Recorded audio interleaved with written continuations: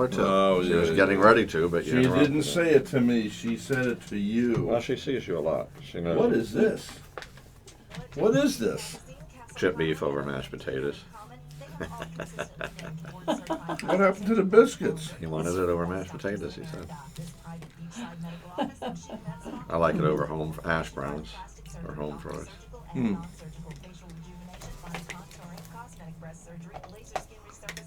I shouldn't be eating any of that anyway.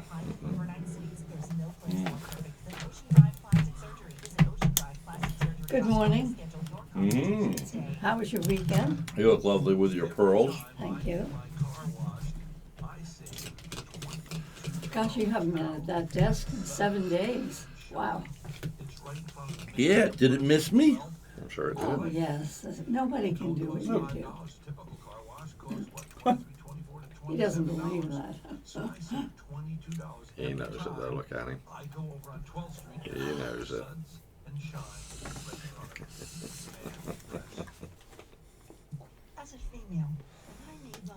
Richard's still out, huh? I guess so. I haven't even seen him on Facebook. I know. See if you can find the song Mamma Mia, Mamma Mia, Mamma Mia, for that show. Now remember, Mike's loud when you don't nod your head or smile on radio, everybody. What do? We laugh out loud because it's infectious, okay? Mm-hmm. You did a lot on Facebook this weekend. Did I? Yeah, I did. I took a lot of pictures. Did you see my granddaughter's picture? I don't know, Her did I? PhD. Oh, maybe I can't I'm so remember. proud of her. Graduation weekend, everybody. Oh, Dr. This is your Russell. granddaughter? Oh, she's cute. Isn't she? She's Now, what did she graduate from? She's what, doctor? Doctor of Ophthalmology. Really good for her. Wow. I know. That's Gary's daughter, Usher. Here we go. You're in your open. Okay. who's been moving my live stuff that goes here? I just got to do live stuff for Mercedes today, and I don't know what's here. You can't be moving my stuff here. I didn't touch it. I got notes here. I wasn't there. Might be the cleaning people. I'll come in and look for it. You know, a lot of people sit at that desk.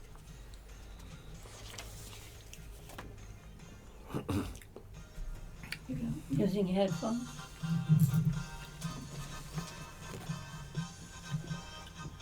Don't pick up your headphones once we've started on the air.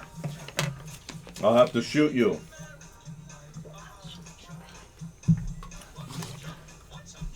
Mike Live? We've just lost our video here, by the way. Oh, here it is. Okay, I'll give you the mic. No, I got it back.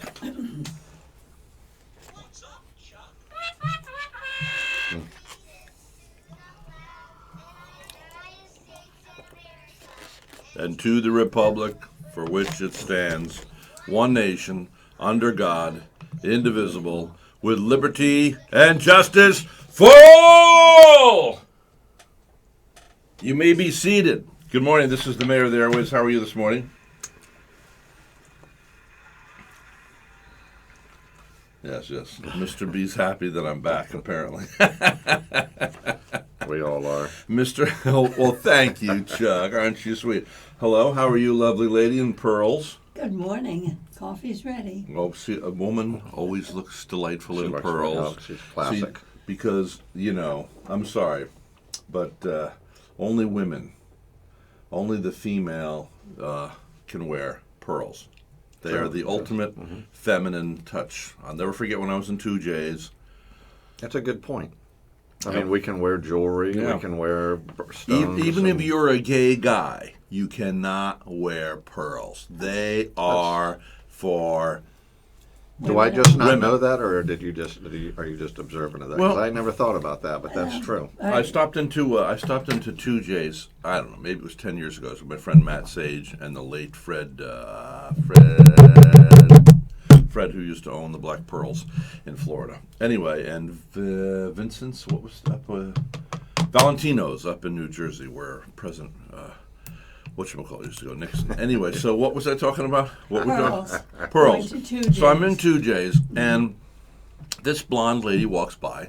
I would say she's in her 50s, late 40s, 50s, and she has a simple white blouse on, simple dungarees, or what do you call them in this day and age? What do you call them? Jeans? Jeans. Is dungarees like old? Yeah. Jeans. They don't call them dungarees anymore? Not decades now. They don't call them dungarees anymore. Okay, so I need that.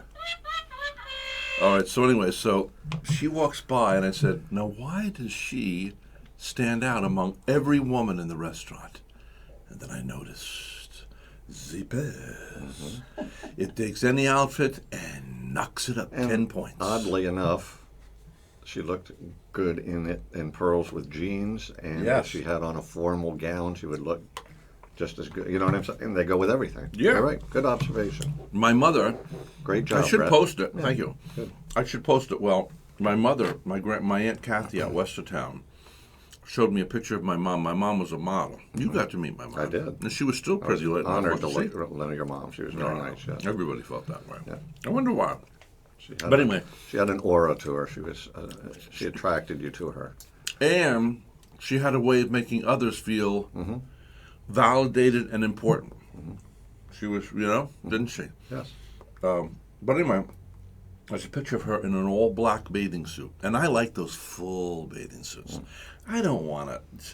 The less you show, the more interest, And anyway, she would wear full black, I like those old-timey.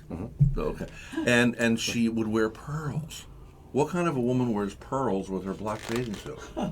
So it was like this black you have on today, with pearls, but it was a bathing suit. And it was the full bathing suit. And as I said before, even with the bathing suit, you can wear pearls.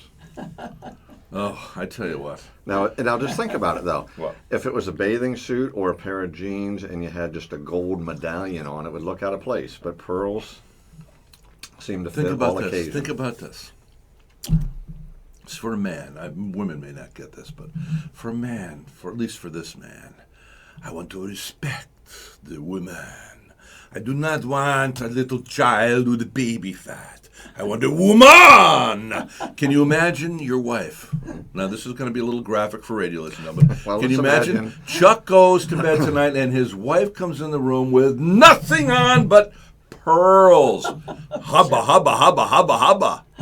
Come on, think about it. Visualize it. It's just like, wow. It's like, for me? You know what I mean?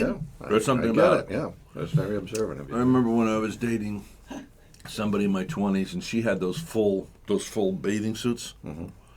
It had a little. Let's, it had okay. yeah. What? I get uncomfortable around you when we start talking relationships. You seem to be unfiltered. You're different. If off the air, maybe that's fine, but I'm worried about his license and everything. Yeah. No, that you're allowed to talk about this stuff today. But the only thing is, that you say, well, do you believe? It's like, do you believe in God? And would he not have us? What would Jesus say? What would Jesus do? Well, Jesus certainly wouldn't be talking like that at all, or coarse jokes. So maybe I need to be reprimanded. But also, in our society, we have this thing, where, I remember reading this lady up in Albany, New York, and it was Dear Abby. And she's going, oh, I'm now 87, and I never indulged in sex. Like, that's great, lady. You are sex. Every person you see is a result of sex.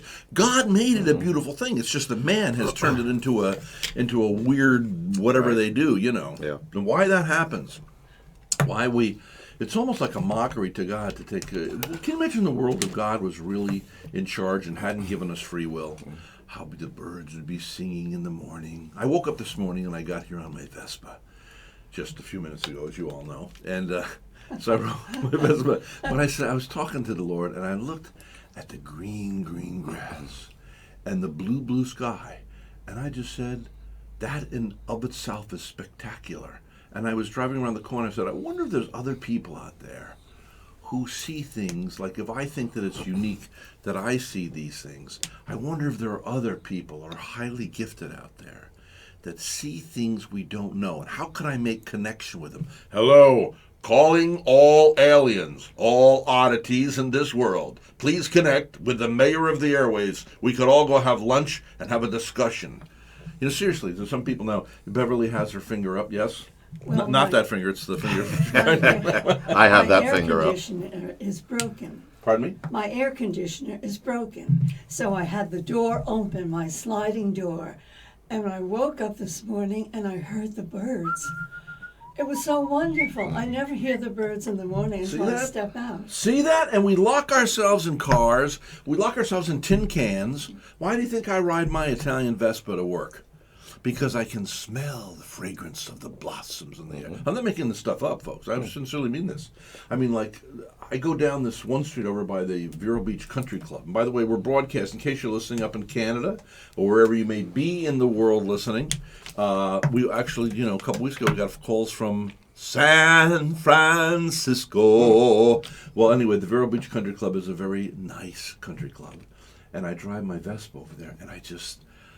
there's some streets over there. It's just, I don't know where those blossoms are coming from. And then one thing I wouldn't wear a head thingamajig, Helmet. A helmet. And Dr. Mallon from Center for Advanced Eye Care, and people fly in from around the world, by the way, to go to Center for Advanced Eye Care. They're such good eye doctors, eye surgeons. Anyway, that he said, well, you know what we call people who ride motorcycles without helmets, right? Mm-hmm. What? Oh, I'm asking. Donors. Okay. Donors. Okay, so anyways, I didn't want to wear a helmet until I went over one time. And do you ever see the hand of a power greater than self in your life? So I'm with my friend Don. Don, matter of fact, just married. Don just married Beth Erickson. And the only time we've been together physically in a car was this one time. We had to go down and do something for an individual, okay? Helping society out here, and we ended up together doing this. And we're driving back, and we stop into the little shop on US 1, down across the street from where Shoney's used to be. They tore down that building. I don't know what else is near it. It's a little shop Mazda for place. There's a little scooter place. yeah, a little scooter place. It's a scooter place. So we go in there and we're looking at helmets. And I discovered that there's a helmet that doesn't go over the ears. It's that thing that looks like a Nazi helmet. A skull cap. Yeah. I hate to wear it because the Nazis had similar things, but I realize it doesn't cover my ears. I want to hear the birds. Anyway. So I was hemming and hawing, whine, when my friend Don says, you don't know this, but a few years ago they had to take my face off of my body, my skull, and replace it because I had an accident not wearing a helmet. And I thought, what are the circumstances, the coincidence, what are the chances that I would be in that little shop? And so every time I put on that helmet, I think I get on my thing and I got it started. It's called buzz, bees, or buzz. Vespa means, I think it means buzz in Italiano. But anyway, grazie, buongiorno. Anyway, so scusi. So sorry, I have to do that. I just love it. Scared us. Grazie, buongiorno. Hey, what can I say? Arrivederci. Hey, ciao, ciao, ciao. Anyway, ciao time. Okay. So anyway, what was I saying before I interrupted I have my myself? finger up. What was I talking about? Where was I Talking going? about your helmet. Oh, my helmet. And every time I get on my scooter, I go, turn it off, open up the seat, get your helmet out, remember Donald. So Donald has affected my life. And if I ever fall off my scooter and my life is saved because of a helmet, I'll owe it all to Donald. Yeah, good. Yeah. This is probably of no interest to anybody else. No, because I used to own and drive motorcycles all the time. You did? Yeah, I was much younger, and I. Were you like a Hell's Angel or something? No. No. He's not the Hell's Angel type. No, I just, He's like, he'd pull up with all that stuff on and he'd go, no, you don't fit here. Something doesn't jive here. No. We're not scared of you, man. You're not scary enough. You cannot be a Hell's Angel. It ain't happening, all right? I want you to know, I was on a long driving stretch yesterday, and there was a motorcycle behind me, and he was weaving from left to right. So I thought, oh, that looks like fun. So I decided, weaving, I did the same thing. Really? It felt really great. We are here to set you free. Everybody weave. What they need to do is put, remember bumpers cars? We need to put the big rubber thick things around our cars, and we can all just kind of bump into each other. Who would care? Right? I think we do anyway, don't we? Yeah. You were going to say something. Well, I was talking about my motorcycle days. Your days when you were a Hell's Angel. Yes. But we used to drive, a group of us, to Stewart and go down Ocean Drive and just sightsee. And on the way back one day, one of my buddies turned on Oslo Road from Old Dixie Highway and and fell off his bike and broke his wrist. And could have been a lot worse. A broken wrist is bad enough. But after visualizing that, I don't know if you've ever, well, I'm sure we've all seen now because of the internet, but I mean, when you watch somebody fall like that and they become just limp and rolling around, I was so overly cautious on my bike after that I was almost pleasure. And I think I was more of an endangerment because I was too tensed up and I was overreacting to everything. When I get too tense, I'm coming on a circle, but think about it too much, I start to go, about getting nervous. Yeah. You freeze up. Yeah. And I think that is probably just as dangerous as being careless. The only thing is getting a little old. Now, you're how many years behind me? About 10 years behind me? At least. Yeah, at least. So one thing I have noticed about getting older is, though, I hate to admit it, but it's probably me. That's from a Sting song, by the way. Do you know the Sting song? I don't think so. I hate to admit it. It's probably me. Sting is so fabulous. Now that you're getting older, Yes, now that I'm getting older, my ability is not what, I got a brand new Mercedes, as you know, and it has, you go to talk like this when you have a Mercedes. Anyway, so I got my new Mercedes, and it's probably saved my life because I have to admit, I will only admit this to my friends that listen to me on the radio, but don't tell Barbara, by the way. I don't want her to know. But anyway, thrice in the past 6 years, I have almost pulled into somebody who was in my blind spot. Yes. And I had to, oh no! It's one of those things. Does it have sensors on it? Now the new Mercedes, the E-Class, which Barbara has, and I have the new GLE, which I love, my SUV. Anyway. Does it have the sensors? Yes. Oh, isn't that great? I think it's a great idea. Okay. And the only thing is it doesn't work if you don't put on your signal. So now it's like, obey the law, put on the signal, because it's so if you drift over the line, it won't go off? Does it have the, it does if you put on your signal, but it does have a warning if you pull over to the left. Like I'm getting constantly reprimanded by my car for dizziness. You must pull over, get coffee, Yeah. It's like, and now, of course, when they get these Uber things, I don't know. We are taking over your car until you rest for 15 minutes, Mr. Palmer. I think that's all good, don't you? The sensors and I think it is. I think that eventually it'll be better and better. My car can park itself. Yeah. So anyway, have you ever done that? No, but I would like to see that. So I didn't do it, but Barbara took out her E-Class with our salesman down there, Mark, who's a lovely salesman down at Mercedes of Fort Pierce. And yes, you can check this off, Mr. B. This is officially an ad as well as a conversation. Just want you to know. People, listen now. You mean Rhett once again, surreptitiously, in a clandestine fashion, is doing an advertisement that doesn't sound like an advertisement. Yes, but anyway, I was going to tell a story that really was legitimate. You took the car down, the parking itself. Oh, Barbara, I'm inside getting some free chocolates and coffee inside, as they have at Mercedes. And so her and Mark go under the guise of having to go to the bathroom. And then I always go, oh, look at this. They have donuts today. Oh, I've got to try that. It's a chocolate cake. Oh, it's always lovely to go. Did you push them out of the way to get to it? So anyway, so they go for a ride. Apparently what happens is they tried to park it. And it kind of got a little close to the car next to it, and he goes, well, that's because they haven't, it doesn't register silver cars. And she goes, you think they would have kind of worked on that before they released the self-parking That's thing. odd. Yeah. I wonder what the color silver has to do cars. It's like they're, Interesting. it doesn't recognize silver cars. So, I think they're getting better and better. Yeah. But it is amazing, heat is like we're driving up and we're in Georgia last week. And I swear to God, I got the air conditioning on full blast, and she's teeny tiny. She's 97 pounds. She's got the seat heat on. I mean, no, seriously. More than once last week up in Georgia. It's got the seat heat on. But anyway, it's got heated seats. It's got Isn't that air-conditioned odd? seats. Even with people with convertibles, I know in the winter it was fun to have a convertible because it was Yeah. cold and you turn the heater on. And then in the summertime we put the top down and it's hot, so we turn the air on but the top down. Now you have the AC on and the seat heater on. You know, I mean, it's kind of... Now, Mr. B, And, Mr. B, he got a new car. Now, you're not to advertise where you got it because that would be in competition with my Mercedes Ford Pierce, which I love the people down there, and they're good clients and sponsors, and I just bought 2 new cars from them. But I see a new vehicle out there. Let me get my headset. Oh, I saw that too. The convertible. I see you have a new.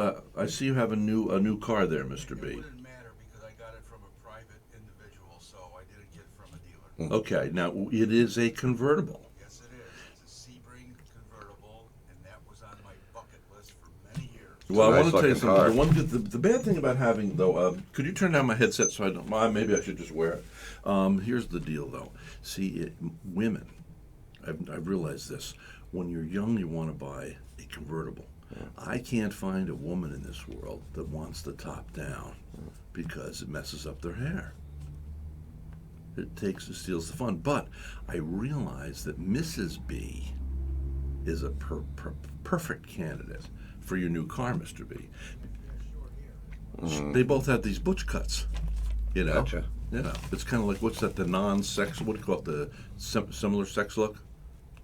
Unisex. Androgynous. Unisex look. Oh. And so she doesn't have to worry.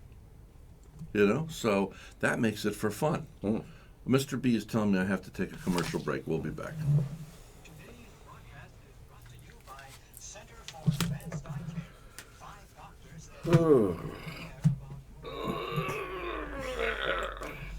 Remember, And when I was teaching school in Isla Morada, we lived on the old US 1. US 1 was parallel to that.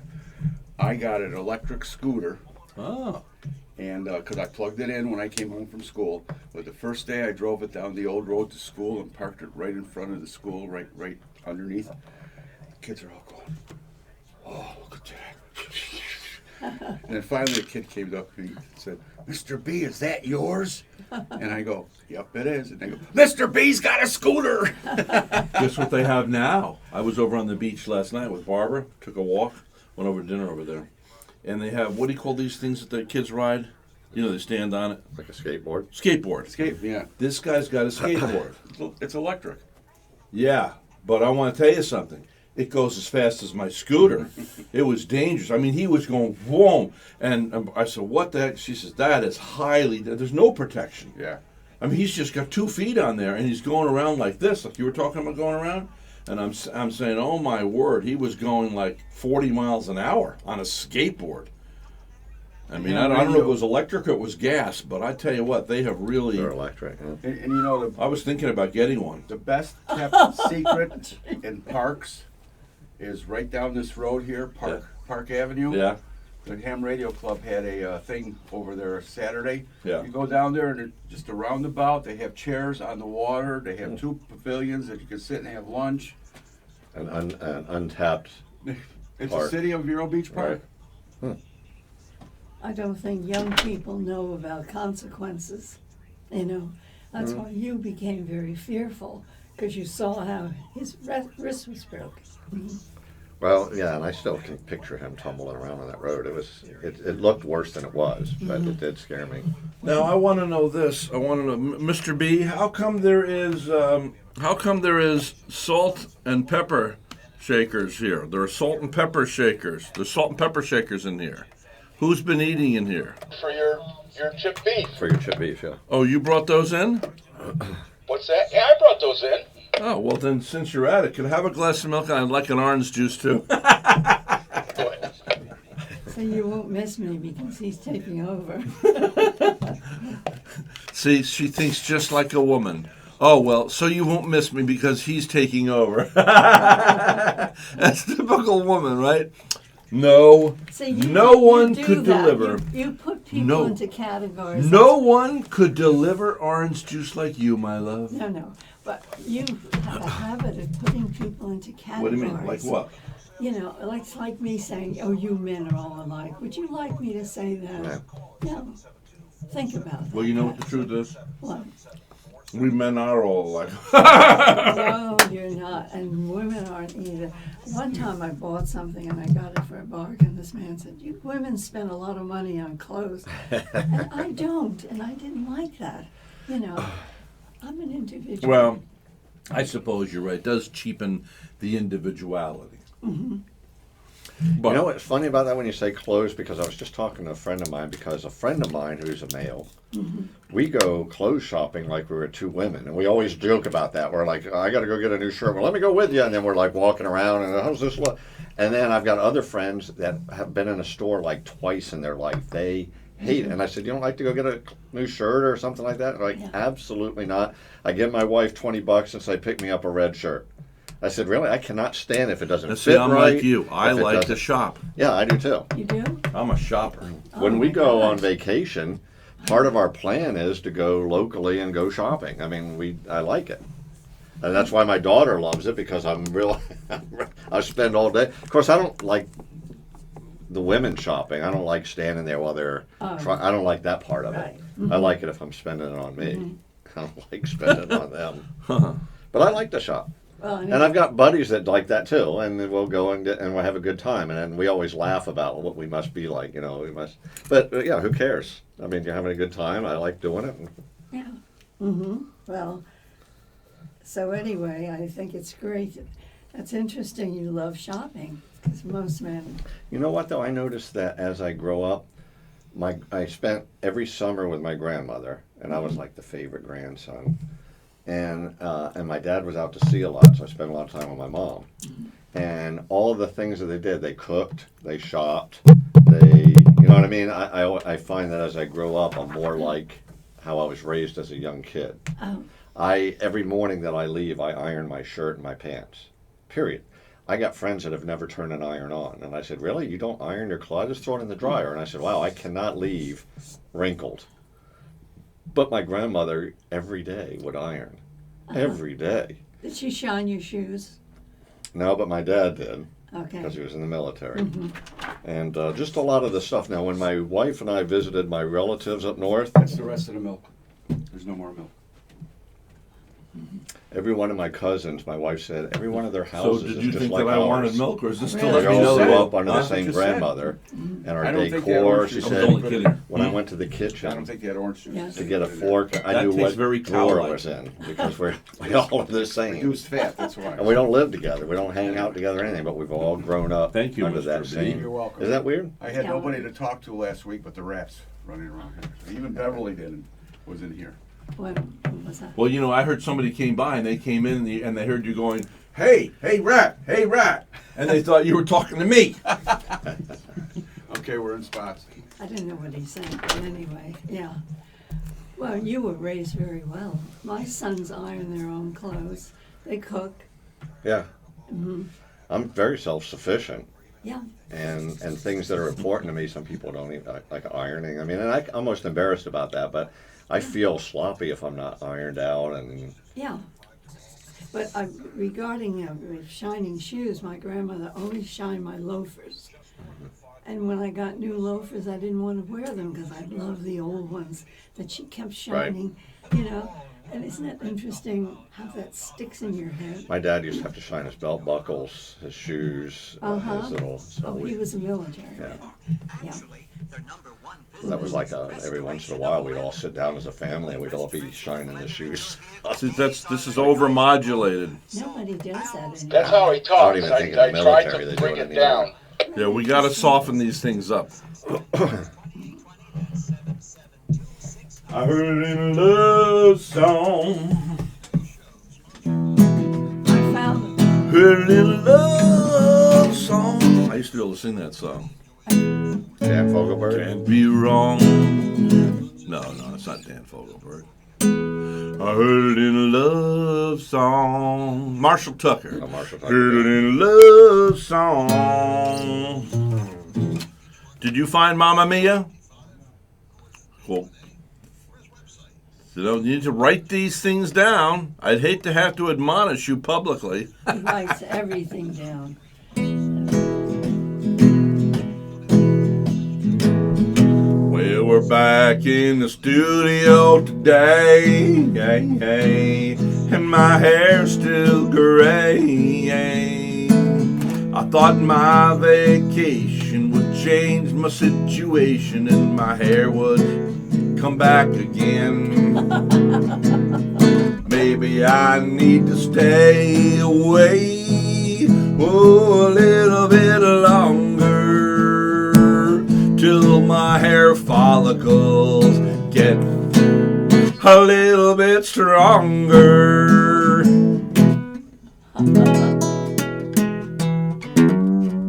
I found the Frank Sinatra tape. He has the Frank Sinatra. I found it. Ah, Okay, I got Mamma Mia by ABBA. okay.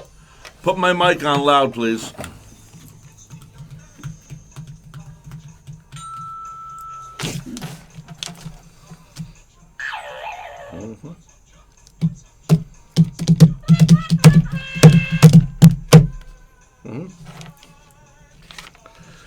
Okay, play Mamma Mia. Ah. So a few years ago, I remember seeing a show up in Canada. It was so good I saw it twice. Mamma Mia. I know the person who was the lead. I love that movie.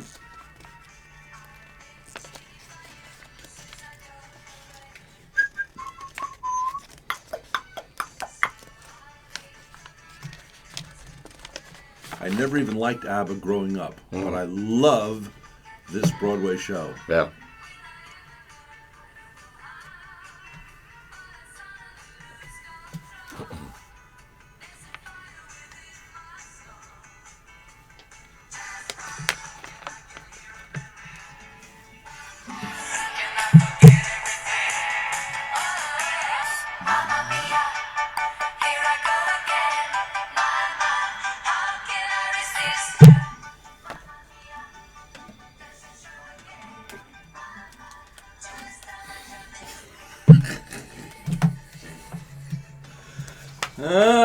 Mamma Mia! In the works, a Mamma Mia sequel.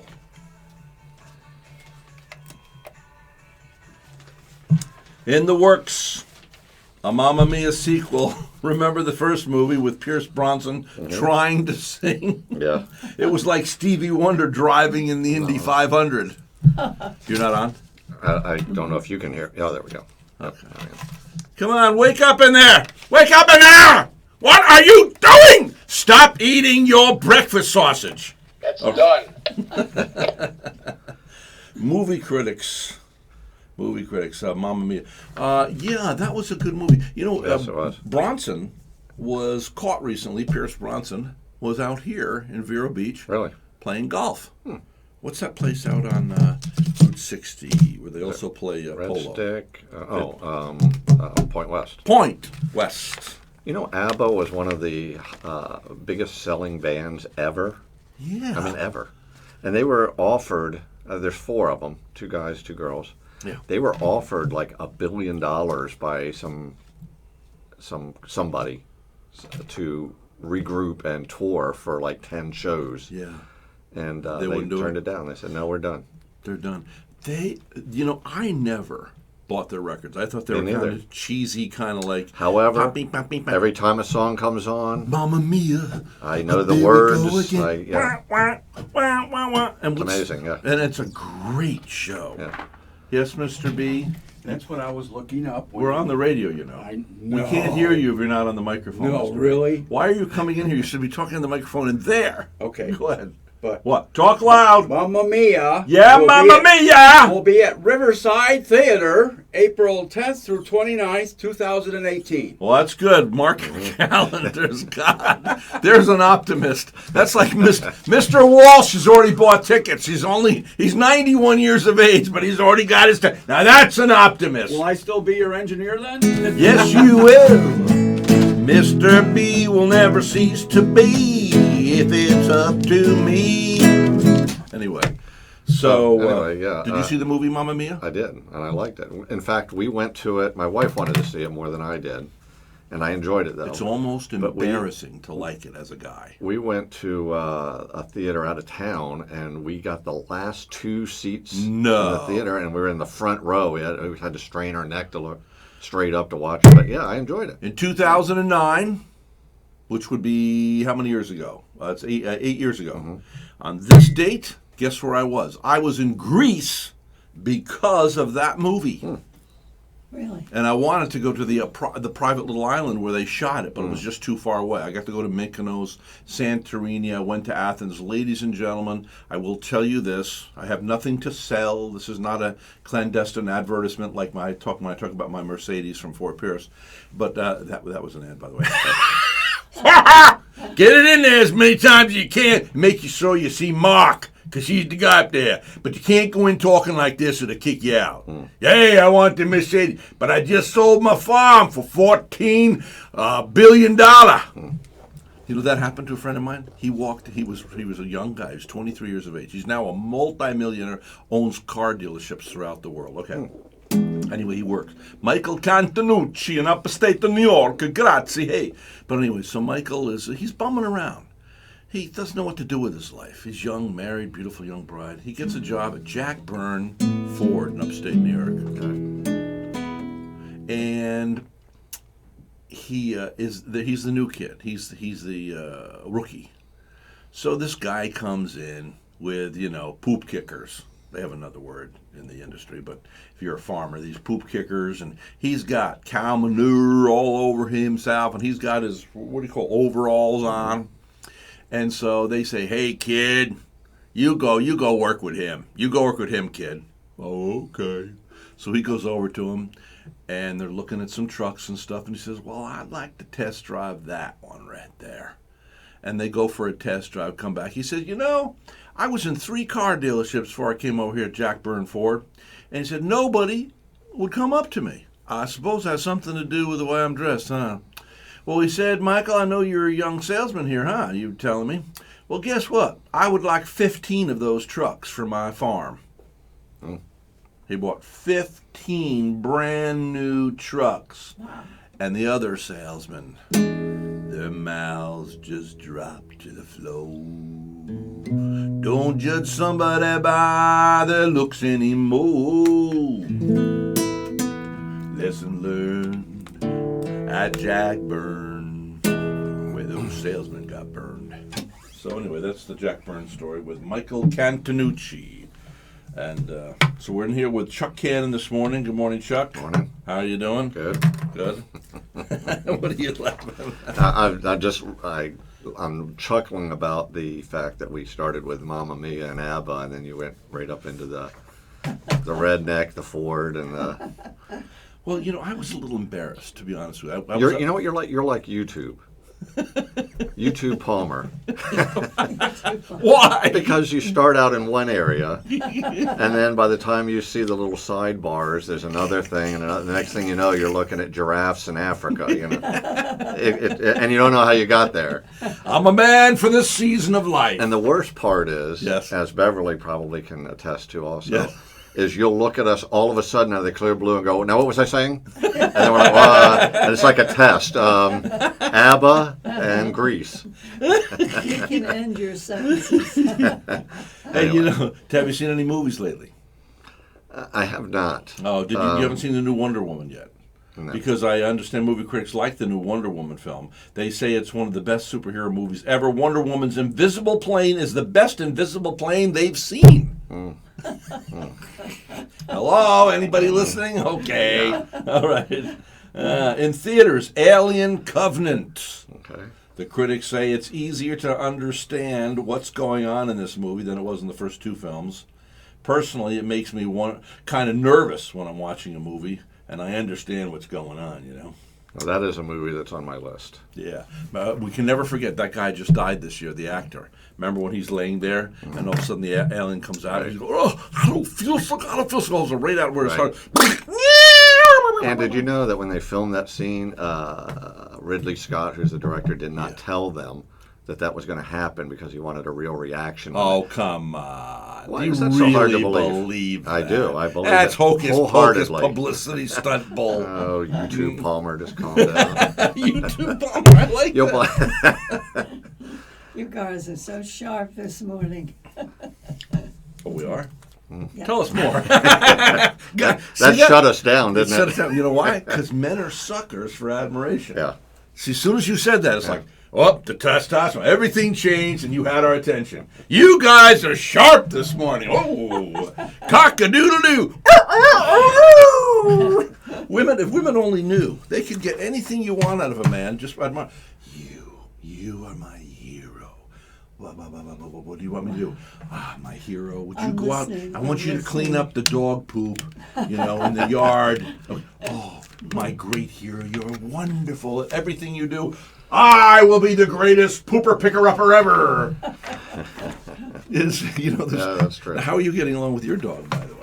Oh, we've bonded beyond He's on bonding. Yes. Facebook every day. He's talking about. He calls me Facebook Palmer. Facebook. What's your Canon. dog's name? Max. Max. You're YouTube Max. Yeah. To the max with Max. Oh, he's adorable. That's great that you love My him buddy, so much. yeah. Why don't you bring him in here? Come on. Probably be all right now. Yeah, let's He's bring him pretty in calm. here. All right. Yeah, I love dogs. In Vermont, the lawyers all bring their dogs to the Yeah. office, and it's really neat. Do they really? We went Oh, to That's the way it should be. what's the town that Hey, look who's here! Oh, hey. Oh, Richard's back. Yeah. He went to the hospital. Let's see. He'd been to the emergency room twice in his life, and they were both last week. Yeah, both in the last couple weeks, actually. Yeah. Look at that. Yep, but finally back at least for a little bit. Wow. So, yeah. Look at here he is.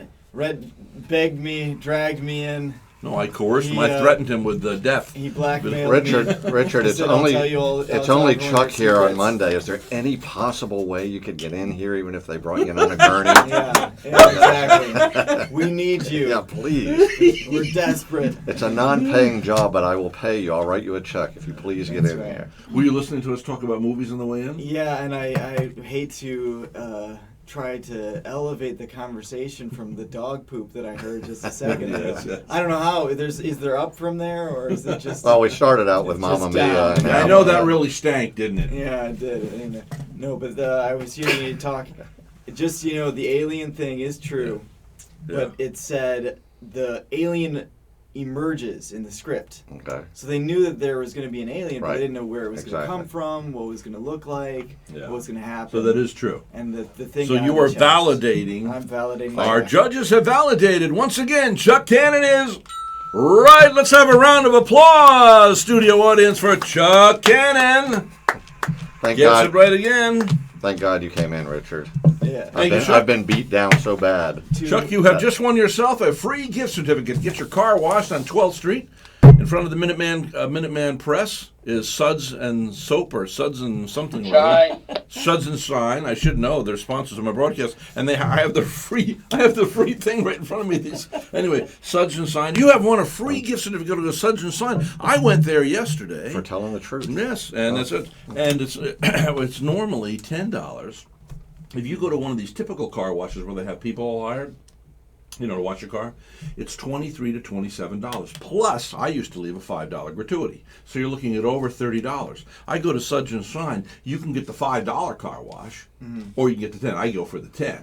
But that still saves me nearly $20. Especially because you don't give gratuity. And you don't have to give a gratuity. That's for the So drug. that was the that's point. considered. And if you would watch it, yesterday I got on What Facebook. is this new thing you have with coming in here? Because you can't hear me unless you have headphones on. Well, so I then can't come up talk. to the microphone so the people who are listening to the radio can hear you. Okay. This well, is they the can. famous Mr. B, by And the way. And Facebook is on the microphone. I think it's very kind of good that he comes in. So anyway, Here he is again. I'm on. Lean down, please. I'm on Facebook yesterday. Yeah. And there's Rhett posting a Facebook video of him going through a car wash. So Yes. if you ever want to see, I did see that. somebody Oh, you saw going it through- too? I wasn't sure what I was watching Did you at see first. No, I haven't been on Facebook. Oh, it's for 3 riveting. weeks. It's riveting. After the wash is done, then you go through the rents, Yeah. and then you drive out. Then you're all washed That- up. Who It's- needs it's- to see Alien Covenant? It's when 10 you can great see- minutes of your life. When you can see Rhett go through the The car sad wash. news is, both of you saw it. Yes, that is very sad. And you're talking about From start to finish. Did you see the part? Did you listen to? Did you watch the No, part where not did you really. see? Did you see where the soap turns multiple colors? That's when I turned it on. Not because of that, but the giggling that was going on when the suds came out multiple colors. You were just giddy about it. I thought, no, He's making this this is up. sad. He This is making really this up. sad. I love the multiple colors. Well, anyway, go to Suds and Shine over there on 12th. You'll save a lot of money. And they do a good job. I've been through it. Yeah, and you go for well, actually, if you just want to go and not tell anybody, just $5. You know, get a nice clean on the outside. You don't get the wax and everything, so you don't really have to spend $5. And listen to this, ladies. Here's the big secret. You go over there. All right, you know, you can't talk like this. I suppose you could call and say just leave the coupon there. But for females, on Thursdays only, an extra $2 off. That means for $3, you can go to Suds and Shine. Well, I just wear a wig. Yeah. It's worth it. With this Yes. $2. Hey, you know, I was thinking about that the other day. I was looking back on a post that I made about a year ago, and it was concern for little girls going into bathrooms. Yeah. When Obama tried to change the rules, now Trump has reversed that. I have to admit, I'm totally with Trump on this one. Because, you know, I don't know, you have a daughter. Do you want some guy? Even now, how old's your daughter, 20? I don't even like that she goes into a woman's room just because guys hanging out. You know, They could slip in there. Yeah, I Yeah. agree with you on that one. I don't like that. I don't like that. I don't know how equal we have to be to please everybody. There's I mean, can't we just have some privacy to some degree? Matter of fact, I don't even like sharing a bathroom with a guy. I like it when you go, I like Dunkin' Donuts. You know why? One person, one door, one lock. Well, you know, I don't want to be, I don't want to hear noises from women, men, or anybody else. Well- Or, you know what I'm saying? It's not exactly cost or space efficient, but I do think that that's the easiest yes, it solution. is. I thought of Is that what? myself. To just have private bathrooms. One thing it has doesn't done, matter if it's a male or female. I went to a 7-Eleven recently. yeah. And I said, oh, the door's locked. Oh, there must be somebody in it. Have a big gulp while you're waiting. And I said, so I saw the woman's door was open. I walked right in, closed it. It used to be, you go like, oh, man, that's the woman's room. It's this toilet. Yeah. We should. It shouldn't be generic. I mean, it's a toilet. There's a toilet, open toilet. It's yours. One person at a time. But so I used to feel uncomfortable going. Well, I don't know. I don't want to leave any telltale signs here that there was a man in this bathroom because they'll be going around. I can see the next woman coming in.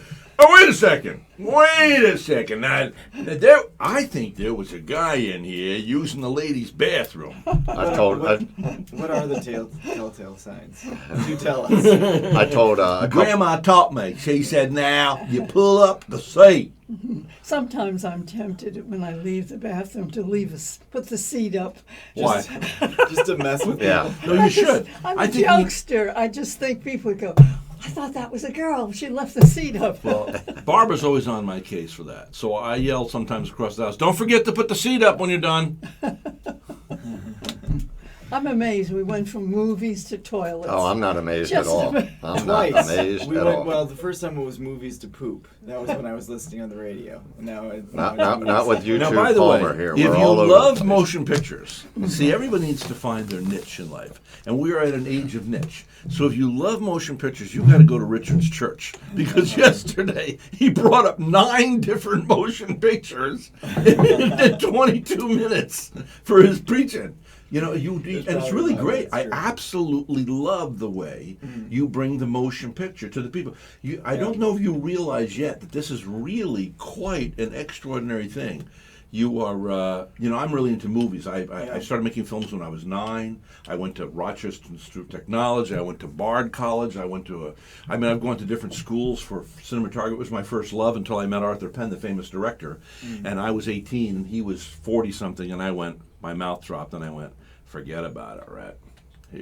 You have got to be a true intellectual and yet creative, not a pseudo-intellectual, but a true intellectual and creative to be a film director. It takes an amazing amount of talent to have that continuity in your head. You're the only one on the set as the director that knows you shot the beginning shot here, you shot the end shot, beginning of a movie. Right now I say, hey, how are you? My best friend in the universe.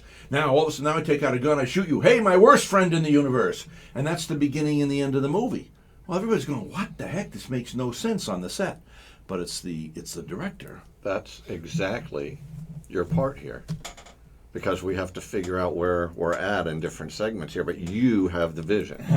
Because I'm trying to figure out where. There's a movie called Memento. Yeah. Have you seen that? Yes. Memento. About it, I forget. And it's where the end of the movie is the beginning, and the beginning Well, is the Pulp end. Fiction is like that also. Well, with Oh, the kind of. Memento is different though, because Memento, the whole movie goes Backwards, yeah.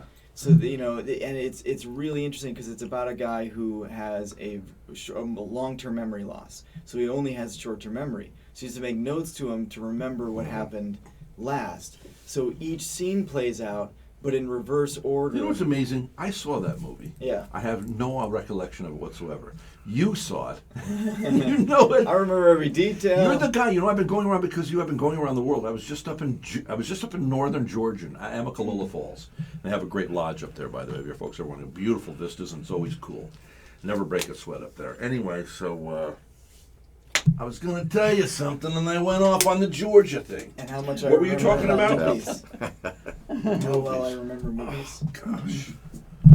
Well, I But think either way, the reason that I use them so much in my sermons is because a long time ago in a galaxy Long far time away, ago, Yeah. in a galaxy so far away. He's such an old timer. Yeah, and you do the Oh, I Anakin know what I was guy. going to tell you. When you get back, you continue your story. I'm going to talk Okay. about Groundhog Day. They would teach people through stories, and these were largely what we remember now as fairy tales. These were tales of morality that we could learn truth about. Well, present day movies are our version of that. Mhm. You know, we don't have the storytellers that memorize stories and go from town to town and tell these epic tales. No. We have movies. Mhm. So that's the way to Sure. convey I have a truth. fairy tale to tell you. Okay. Go. I'm looking forward to it.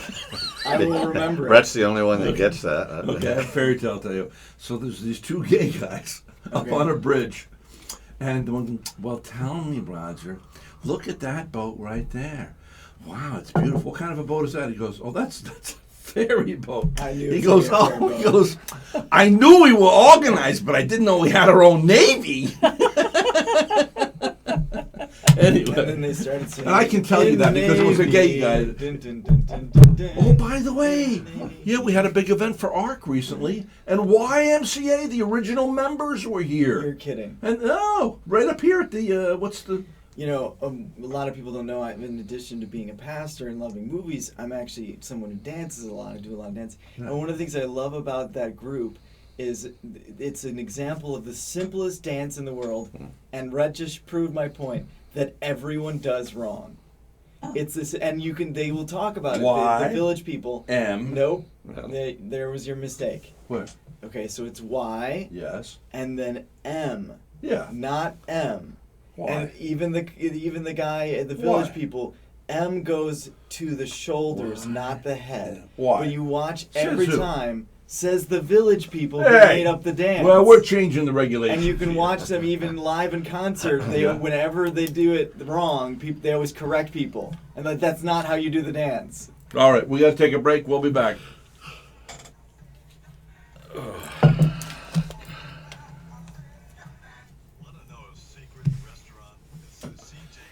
Excellent. How did you find that so fast? Because he knew Magic in here. That's good. he knew what would happen to him if he didn't. YMCA. Why don't you take me to the YMCA? Welcome back. Yeah, thanks. How you feeling? Yeah. I'm doing actually not great this morning. I overdid it yesterday, but, Alright. you know. But I'm getting there. Every day I'm a little better. Is this any result of the accident? No, it's just completely. Well, I mean, I I wouldn't. got a video of you He's- doing that YMCA at the Ark, so I'm going to post it on Facebook sometime. Please do. There you yes. go. So what were you saying? Yeah, I saw an advertisement for the Ark on your show a while back. I don't know when I watched that, but anyway. Yeah, it might have made the pain worse for the back and the neck because I had severe back and neck pain Right. last. But no, I don't think that it had anything to do with Okay. catching the virus. Yeah, so. Okay. But I also had a spinal fluid leak which basically put me on the floor, literally. You could have been dead. Oh, you could have been gone. Then I wouldn't be singing this happy, joyful song. Oh, well, you could have been dead. Yeah, yeah. Oh, you could have been gone. You could be up with them angels praising the Lord all day long. Kate really thought that I might die, actually. Are you finished with Really? that? Out. Oh, yeah. Yeah, let's get that. I told her, like, I'm going to be fine. Anything else?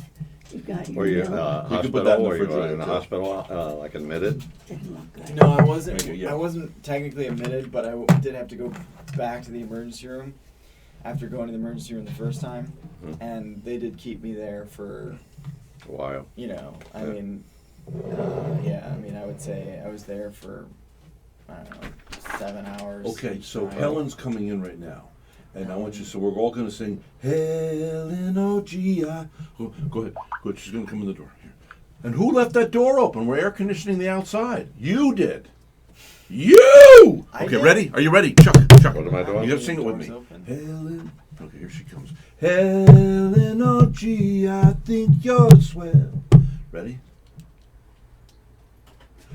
Helen, oh gee, I think you're swell, and you really do me well. You're my pride and joy, etc.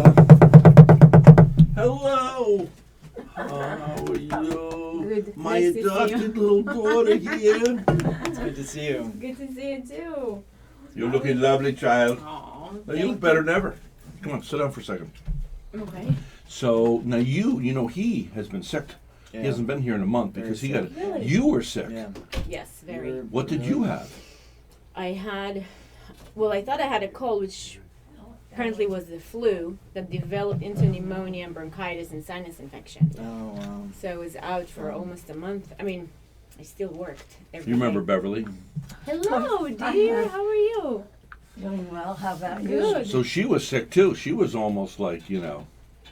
Really? Yeah, I was really bad. Are you going to stay and be on the air for a little bit or no? I can't. I have to. I just came to give you a hug and to say hello. I haven't seen you in so long, Yeah. Yeah. and I've just been really busy. Well, you would just- see me more often if I didn't have to go. Right? Do I not say that? They need to have the clam chowder every day. I am a marketing man. Trust me Why on don't you this. come on Tuesday? Then come on Tuesday. Why limited to Tuesday? Hello, how are you? Good. Hey, Mr. B.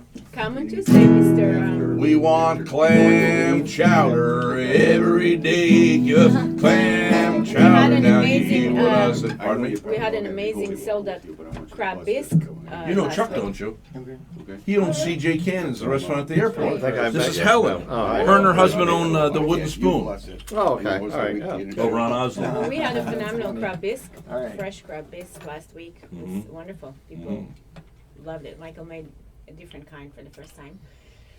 And I'm going to make some Russian borscht next week. And we had another one of your favorites, the cream and mushroom that Ah, Beverly liked. And that's it. But Now really, you- I've been really you closed down your place on for the summer. for the summer. Yeah. Did you actually make a profit over there? I hope I mean, at the museum. we're still a new restaurant, so you. Yeah. I mean, talking about profit at the first couple of years. How many it's- kids you have? 4? No, 3. 3. 3 little ones. Three. No, Can you My imagine husband, running my a husband restaurant wants having another 3 one, kids? but we are not having another one. He's still shooting for the girl. He's like, I just want to. I said, get a dog. Get My, a Hey, female it's, dog. it's fun to shoot. Give a female dog. my parents kept wanting a girl, and then they had 4 boys, and no, that was it. They were Yeah, like, 4 boys. Why? Yeah. Why? I'm Yeah. already with 3. I'm feeling pretty exhausted. yeah. So then my dad said, I think I could handle if we had another girl, and maybe even 2 more girls. But risking having 5 guys, I just can't do it. We're done. So the thing with boys, they're awesome. Boys Yeah. are awesome. Why? They're awesome because they're very intelligent. They're funny. They're fun. They don't make a big deal of They're things. not as emotional. I have 3 sons. Very direct. She has 3 sons. So Yeah. you have 3 sons. Yes. Yeah. And they're the only thing with boys is that they make you tired Yeah. because there's so much energy, Yeah. and they go. But if I say bedtime, there's no argument. They just go to bed. Bedtime. They will try to negotiate, which I allow. I encourage negotiation because it's a good skill for Shavat, adulthood. you're a good Jew. You got the negotiation That's right. skills. That's Got to right. cultivate them. I actually leave an open, manipulatively, I leave an open for negotiation. So if I want them in bed at 8:30, at 8:25 I'll say, or 8:20, come on, it's bedtime. Mommy, come on, 5 minutes, can we finish this? Okay. They got what they wanted, I got what I wanted. So they don't know. So you're a manipulator because you come in 10 minutes before That's you really right. want the Very clever. bedtime. But they think they got what they want, Yeah, they but go we to bed both going, did. So it's really? actually, who cares? You know what I'm saying? Like That's good. That's it's very not smart. about, mommy said you have to go. Yeah, I did say I got what I want. They got what they want. It's funny how kids perceive time too, because my dad used to be a gym teacher, and he said it's going to be like 30 minutes, and they'd say, well, how long is 30 minutes? And he's like, well, it's like a TV show, and they're like, oh, no problem, and he's like, no. It's like your parents' TV show. And then they go, oh, no. Because, like, their That's TV really show, funny. that was super Exactly. quick, But their parents. Yeah, they have no sense of time. That's why if we have to go somewhere exciting, I will never tell them until the day of. Yeah. Because when is it? There is no concept of time. Yeah. I posted something brilliant on my Facebook. Go check it out. Share it. It's beautiful about Thomas Edison. But the story. I saw that Isn't with it? his mom. I cried. Yeah. It's just beautiful. Actually, I was telling that story about 2 weeks ago. 'Cause Really? I saw it on Facebook before you did. Okay, Yes. this is the last My uncle spot, sent it to me. It then was gorgeous. The open and the Hold on. life of Chuck, Excuse me. and then the Okay. pledge. Okay. I gotta go. What were you saying? Oh, sorry. He was telling me you gotta go in there. No, my uncle sent it to me. It was just so moving. That he just what a smart mother. Now see how Mr. B just came in? Okay. That's happening in today's society. Now you own a restaurant, That is my pet peeve with servers. You can be in the middle of a conversation, they just come right in. That's part of, oh, did you want more milk with that? Or did you want, here's your, it's like, hold on. This like, everybody's in such a rush that we're losing all our dignity. When somebody's talking, That's very, yeah. I love that song. The only reason I don't play it on the radio is because Bob Dylan's Dignity. Listen to Bob Dylan's Dignity. Okay. And it's not the one that's fully produced. It's the one he did as a rough to give to Okay. the producers. It's a gem. Really? Dignity. Can you send it to me? Isn't it funny though? I knew I could tell him exactly what song I was thinking of with just one word, and barely even singing it, just kind of dignity. Did they show here on the TV? Because I did It's not see it, haunted. but I watched the Israeli television last night, the news, and they were showing Wow. the Trump's in Israel. Yeah? And did you see that here? No. They showed it over there, and then in Saudi Arabia. Yeah. And did they show that here? Yes. So they showed that, but not in Israel when he was. Well, I haven't been watching that much TV, but they did show My Saudi Arabia. bishop's in Israel right now too. The reason Saudi Arabia is such a big deal, we all know that we're for Israel. It's him dealing with those Muslims and telling them we need to tone down the extremists. Hold on, we're going to go on. Yes, I love you. I'll see you guys later. Bye, Helen. Mm-hmm. All wearing headsets. Okay, listen. Put them on now if you're going to do it.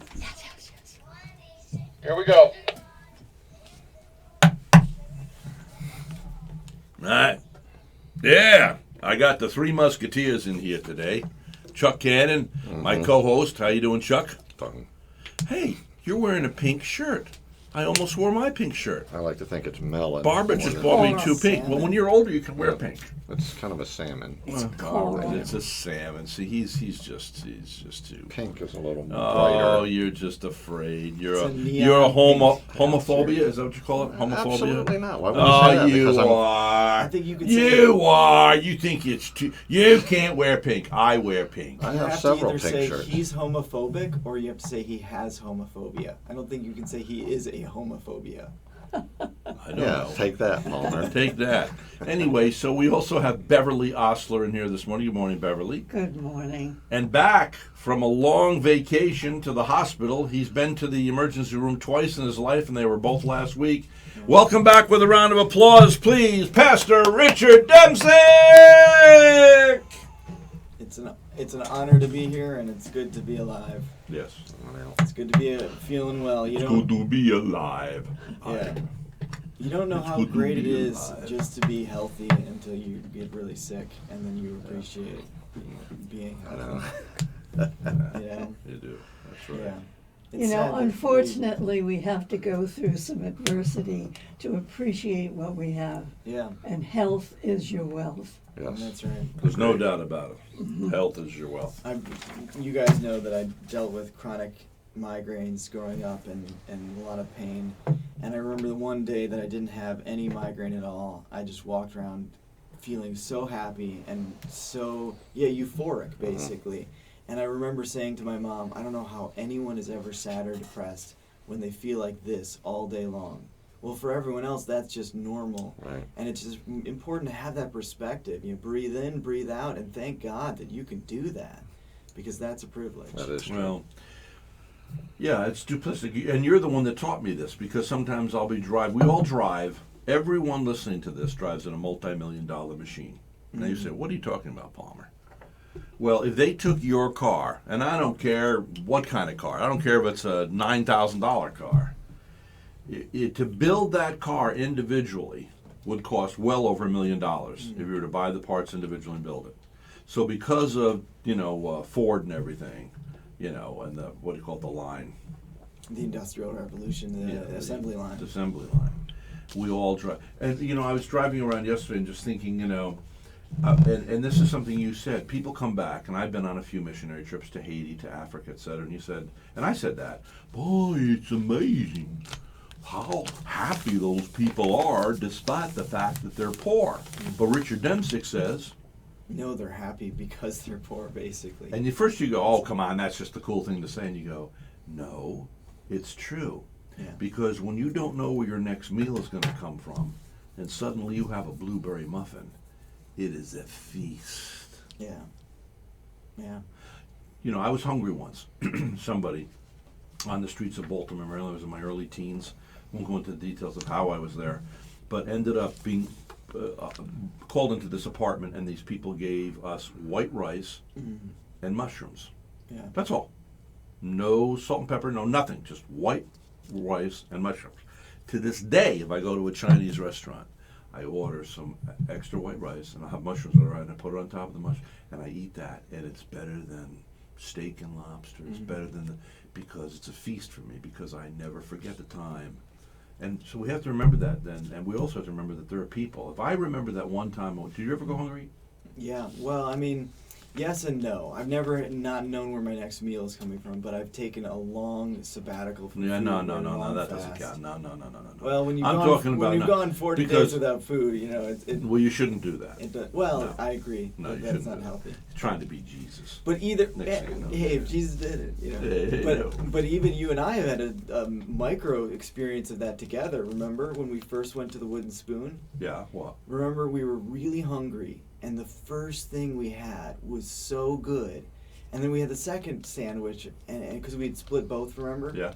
And you were like, yeah, it's not as good, and I was like, I feel the same way, and then you said, but it might have just been because that first bite. It is. When your appetite is so sharp. That's what they really say when you go to a steakhouse. Like I go to that. What's the steakhouse that I like down in not Fort CJ Cannon. Oh, the No. grill. Oh, he in this town. I will say that. And I know Chuck's in the studio now, so this seems like it's obligatory. Best prime rib. I never, and I couldn't always say that. So just for total honesty, to give my credibility to my, is it not true that he's been sponsoring my broadcast for 23 years? And I would go in and have a prime rib, and it would be great. And then a few weeks later, go on prime, not as good. Finally, a few years into this, all of a sudden, every prime rib, I'm saying, Chuck, what happened? He said, I made a decision. Well, kind of like you with the radio Only show. buy the best. Because the last probably 15 years it's been good. But when I first started listening to the radio show, I'm like, who cares? It's really not that good. I did. I mean, you've upped your game. Yeah, we have. But at first you weren't at I all sucked, like that. right? Well, sucks kind of hard, but it was yeah.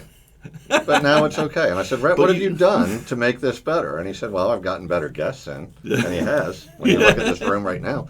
And, And I have better mind power because I have prime rib. at CJ Cans. And the The best. protein, yeah. But anyway, so I was going to say, what were we talking about? Something about. Talking about so your when you're going to sandwich. have when you're going to have like prime rib over there, you go in. What's going to happen to CJ Cans? You get a salad.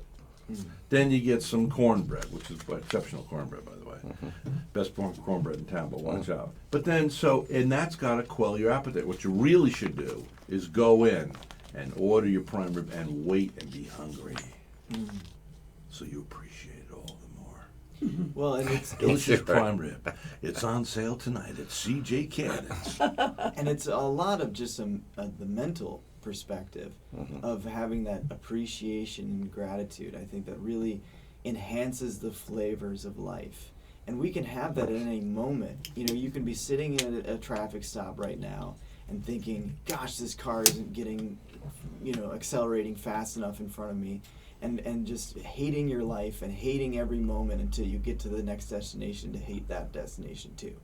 Or you can look around, realize that you live in a place where it's sunny and warm all year round. You're on a paved road. Yeah, you're in a car. Yeah. Your cell phone's sitting next to you. Your floor's all not this dirt. stuff that a lot of people don't have. That's and right. would love to have. Yeah. What is that saying? A lot of people pray to have the disappointments in your own life, Well, But- think about that. Yeah, go ahead. Well, I was going to say, anybody that has been in any kind of situation where they fear for either their life or their health usually has at least if everything turns out well, has a short period of time where they're thankful for everything. Everything, yeah. Now the problem is that we can't keep that feeling going for some reason. We start deteriorating and diluting everything again to where all of a sudden my battery life isn't as good as it should be. My computer's not as fast as it should be. The server way, interrupted me when I was in the middle of Did you a know 1 year boring ago story. today you broke your? You know. Do you know 1 year ago today you broke your phone? I broke Did my I? phone today. You did. Well, not today. He dropped I his broke phone it. 1 year ago. I today. remember doing it. Was 1 it a year year ago? ago? No. It came up on Facebook. Then. Oh, I thought it just Did happened. it really? It didn't happen today, but I have a broken phone now, so my phone's smashed. Well, you got to stop But- throwing that at your wife. I actually I shouldn't say that. in People my believe it. in my stupor of my sickness and like just going through this, I broke my phone by sitting on a chair that it was underneath, and I didn't realize it was underneath. But it was just kind of funny because it was just at that point I didn't even care. Did you It's just- crack I was the so cover? Miserable. You can get is it an iPhone? Yeah, I'm hoping. you can get that replaced. I'm hoping to get it replaced. Oh, you can absolutely have it Yeah. replaced. But Now I see that Beverly had her finger raised. Well, I just think that one thing that really disturbs me is that human beings are in such a hurry yeah, for everything. They want instant gratification. But if you're in traffic and, the light turns, green, everybody's quick to beep. What is the hurry? Yeah. What? Yeah, and We've then become everybody like that, yeah. everybody fights for the parking spot next to Publix. And then they'll go and they pay all this money to join a club. Park back there and walk. Yeah, but that's you free. Yeah, that part's free. You can do that. yeah, You know? seriously. No, It makes no sense. And it's funny because what I think when someone is taking too long to get started and then someone honks, that person honking bothered my day more than the person that took a little bit longer. Yeah, true. Me getting there even 2 minutes later. Oh no, 2 minutes, versus having this loud banging noise disrupting my peaceful drive. Everybody's in a rush and they don't even know where they're going. Yeah. And most of the time, as soon as the horn honks, the person they were honking at is moving. Yeah. It's like, wait 2 more seconds, And- it'll all happen. Tell me something. When you do, no, I've had a tendency in life, particularly when I was younger, to honk. Oh, Now can't I believe that. exercise godly and worldly and old man discipline. And so I do not, when I resist the honking and then we move on, I somehow feel lifted up. I can picture And you I being a honker. It does feel You're like not a honker? I'm a honker. Underneath it all, I'm a honker. Honking Palmer. But when you don't. But when I don't honk now, I feel as though I've progressed as a human Yeah. being. Yes. It's like You you know. pass a little test. Hey. And also, I think what we need to get back to dignity. Yeah. We've lost our dignity in our society. And by the way, listen to Bob Dylan's song Dignity. Don't get the fancy produced version. get the one where he's recording it on his piano just to give it to the producer. It's a very rough version. It is a piece of art. It is perfection. Extraordinaires. And I salute whoever decided to put that on one of those, new releases, showing what's behind the scenes stuff. But anyway, so dignity. We need to get back. It is a pleasure to give dignity. Yeah. It is a pleasure to hold open the door for someone else. It is a pleasure. It is a much better show when Rhett does not interrupt people. And it's a pleasure to get the reaction from showing dignity. Yeah. You know what I mean? When people smile because you held the door, thank you, or Yeah. whatever, all of a sudden you're like, wow, I did it to be You nice, left the world but a now, little better. well, it's funny how things follow through, because then you get a reaction that pleases you also. Yeah. So the whole experience of just being nice ends up being nice. I mean, I know that sounds kind of corny. I've but- realized later on in life too, when you get angry, anger usually is hurt talking or fear. It's hurt or fear. Yeah. And I've had a lot of problem with anger. Somebody hurts my feelings, I lash out, and then they think I'm a bad guy because really what my feelings were hurt. Instead of just learning later in life, going, your little ad agency here in town, you were very nasty to me on the phone a few years ago, and I need to get over it. And can we just move forward? And, I wouldn't even mind being friendly. Can we do that? And there's a gratitude exercise that I do that really helps, which is whenever I run into someone who's really angry, bitter, mean, aggressive, when they walk away, remind myself that they have to live with that chip on their shoulder. They have to live with that bitterness, that negativity all day long. And I get to have them walk away. Right. And I'm watching the negativity walk away, and I just breathe out, and I just think, I'm so grateful that I don't live in that negativity that person lives in. And instead of being mad at that person, I just feel bad for them, and I'm grateful, Find it grateful, that I don't right? have that negativity. Also, if you're doing something and let's say, excuse me, let's say the car in front of you was pulled up too far, and so you pulled up a little too far, and that car's going on and taking a right on red, but you're left there over the thing, and some guy comes around the corner and just gives you the most evil, snotty look. Now I've learned in life, I don't look back. I just look forward. Or, if you make a mistake, you know what I do? I put up the hand, I go, make the V sign, or just, I'm sorry, I lower my head. In other words, I apologize. And they're, and I just don't look at them. I just keep going. Recently, in front of the Mercedes-Benz, Fort Pierce, where I just bought 2 new Mercedes, one for Barbara, one for myself. I got the GLE, I love it. But anyway, as I pull in there's a spot coming north on US 1 where you can pull over to go to a car dealership across the street or whatever. But in order for me to go in there, it really needs to be used by both sides. But the arrows do in fact go. So I pulled over there to take my left turn. Another guy came behind the car, and he's there. And he's screaming, "What are you doing in the middle of the road? I got these." And he's screaming away, and I just go, because really, if he got off his emotional crap, he would see this is a place where we all have to go in order to turn left. He was going into Jetsons, appliances or whatever, and I was going here. It's like, get over it, But and then of course if I do anything, like if I make any kind of emotion, then Barbara's like, "You shouldn't do that. You could have a gun in today's age. You could lose," and that is true. Yeah, Look at what emotions. Emotions are wonderful, but you don't let them drive the car. Now you don't put them in the trunk either. But you don't let them drive the car. Do not let emotions drive the car of your life or your car physically. Because look at the 2 women out in California. Remember a couple of years ago? They're driving along, and then there ends up being a battle. The one mother, they pull over. The one mother gets out, takes out her gun, and shoots the other mother, kills her in front of her children. Whose lives are the children's lives are ruined? The one woman's dead. The other woman's going to go to jail forever. Her family's ruined. Hundreds of people's lives are scarred because emotions were in charge. And nothing changed in that woman's life except that her life is incarcerated now. Yeah. I mean, the other woman's it dead. doesn't make sense to me how people think. Yeah, I mean, they there's don't. no thinking. Emotions cut off. Emotions are great. Don't let them drive the car. Don't stuff them in the trunk. That's right. But don't let them drive the car of your life. Yeah. And there was actually a pastor who got so angry in a traffic situation. He had a bow and arrow in his back seat. He took it out and shot and killed the guy Really? that he was on, and everything like that. And then he was No. interviewed afterwards, and he said, "Never in a million years did the idea even occur to me that I could possibly do that." And he said, in that moment of anger, I wasn't thinking, and I See, emotions. It cuts.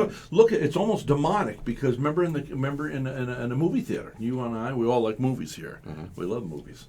And the cop, remember, he's retired. Here's a cop for 73 years, 74 years maybe it was, did nothing but good for I remember people. the story. Yeah. And a guy in front of him is on a cell phone. It's very disturbing. So the cop says, "Hey, put the thing away." Well, he didn't like the way he said it, so the guy with the cell phone takes his popcorn and flings it over his shoulder, putting popcorn on the guy. Now, popcorn's not going to hurt you, right? The cop stands up, takes out his gun, shoots and kills the guy in front of his kids. Yeah. Young guy's dead, his kids are without a daddy, and this guy's going off to jail. And it erases all the good he did for 74 years, is flushed down the toilet because he let emotion rule him. I have a comment to make. Yes, ma'am. And I think this is the problem with the movies. People don't think of consequences. In the movies, you see a terrible accident. You don't see how people afterwards have suffered because of that accident. So consequences in life, a lot of us don't think. Right. Yeah. Well, we're going to take a break and then we'll be back. So how are you doing, folks? And I hope you're having a good day today. By the way, Al's Auto Restoration, they will come to your home or your place of work and they will give you a detail. Now, I can tell you this, and this is Rhett, remember, anybody I promote on my show, I will not lie to you. To the best of my ability, I will not lie to you. Best detail I've ever gotten. Now, they're a little pricey. The first time they come to your house, it's $175 or $185. $50 off if you mention the Mayor of the Airways, and henceforth after that it's only $125 each time. Al's Auto Restoration.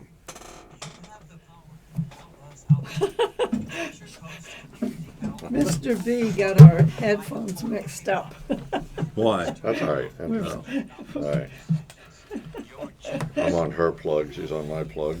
By the way, I saw the Alien movie. Did you like it? Nope. See, I heard people say that, and I was all excited to see it. That's why we didn't go last night. I said, let's Why wait. didn't you like it? Hold on. Do you want to say this on the air? There's a lot of reasons. Did you see Prometheus? Yeah. Did you like that? I liked where I thought it was going to go, but then afterwards it just became an alien movie. I liked where, you know, when they were trying to promote the plot of another race leaving, you know, and I thought, wow, okay, this is going to be deep. Then it ended up not being deep at all. Yeah. So then you will hate the Alien movie, because like if you felt the opposite, you would like this movie. But this is a movie of an example of Hollywood listening to the wrong thing and not understanding what didn't work.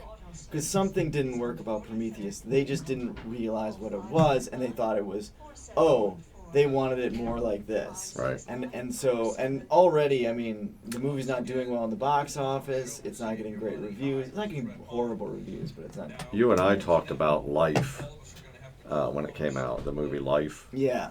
And after you, Alien movie. Remember, it was just the alien taking over. The ending of it, I kind of liked. To be a symbol and a reminder of your great love for us. In the name of the Father, the Son, and the Holy Spirit. Thank you. Very nice. And yeah, go in my car.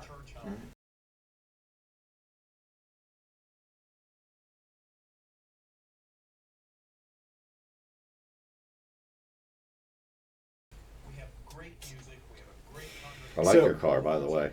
It's beautiful. There was, I couldn't believe, my wife said, let's not jump at the first thing, you know, women, you know. Yeah. So what do we do? Yeah, I Jump know. at the first thing. That's But funny.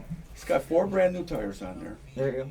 I have a friend that owns one of these that used to buy them for auctions in the Northeast. So he has a kit that he plugs in all these gizmos into the bottom. He said there isn't any trips Good. on that. No, look out for this or look out for this. The top works fine up and down. Nice. Even the damn clock on the radio works. It'll be fun having a convertible too. Oh yeah, we've We've had some. we've had the Kia in the garage since last Monday. Nice. Not bad. Every place we Sure. go, to come home last night from the V under the stars, it's Beautiful. really Yeah, neat, you know. it is nice. Cool. So and then and it was a kid that lives in Wisconsin. Not a kid. He's like 35, 40 now, and he used to come home here, come to Vero because his father lives here off of Oslo Road in a condo, and he bought it. So when he came down here, tools around with it. The news is on.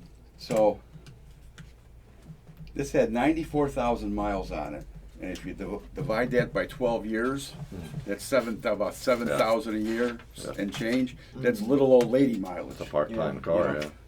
So Cool. he bought it from a little old lady, and Just then in case. when it was 56,000, he put 30,000 on Yeah. it here, driving around Vero. Yeah. So, I mean, this thing, when I stepped on the gas, I had to get used to it because Nice. Yeah. So it's Yeah. That's some power. That's cool. he gave me a whole stack of maintenance for him. He used to have it serviced at the Chrysler Dodge place on US 1. And there's everything from oil changes to front end alignments to Maintained. And yeah. Nice. Rest- That sounds great. Oh, nice. There Yeah. you go. That's That was so, almost that's the scary. kind of that's Yeah. what I'm looking for usually. So that's Yeah. great. Yeah. All right. Anna was in here from the EOC, and are you aware of this app? Install that on your phone, and you'll get alerts. You know, weather Oh, alerts. nice. Okay. So they put that in service last year, just before Matthew, and it really worked out good for the people that wanted to know what things were going on. Cool. It would give you information about shelters if they're open and everything else besides the weather. Oh, nice. So Richard, you had a rough time, huh? Yeah. There was about 2 weeks where I was literally lying on the floor. I mean, I wasn't even on the bed. Because what would happen was I would start and sleep at night in the bed, but then when I get up, I would just collapse in pain basically, and it was just on the floor. So And that I was had- your symptom, excuse me. Yeah, and I'd have, well, there was a bunch of things I had. So one of them was I had where I would shiver in like these cold sweats, and then after that I would become really feverish, and I would have that happen for a different amount of times. Like the easiest one was like maybe 30 minutes each. The hardest one was literally one I was feverish all night long for the entire 8-hour night,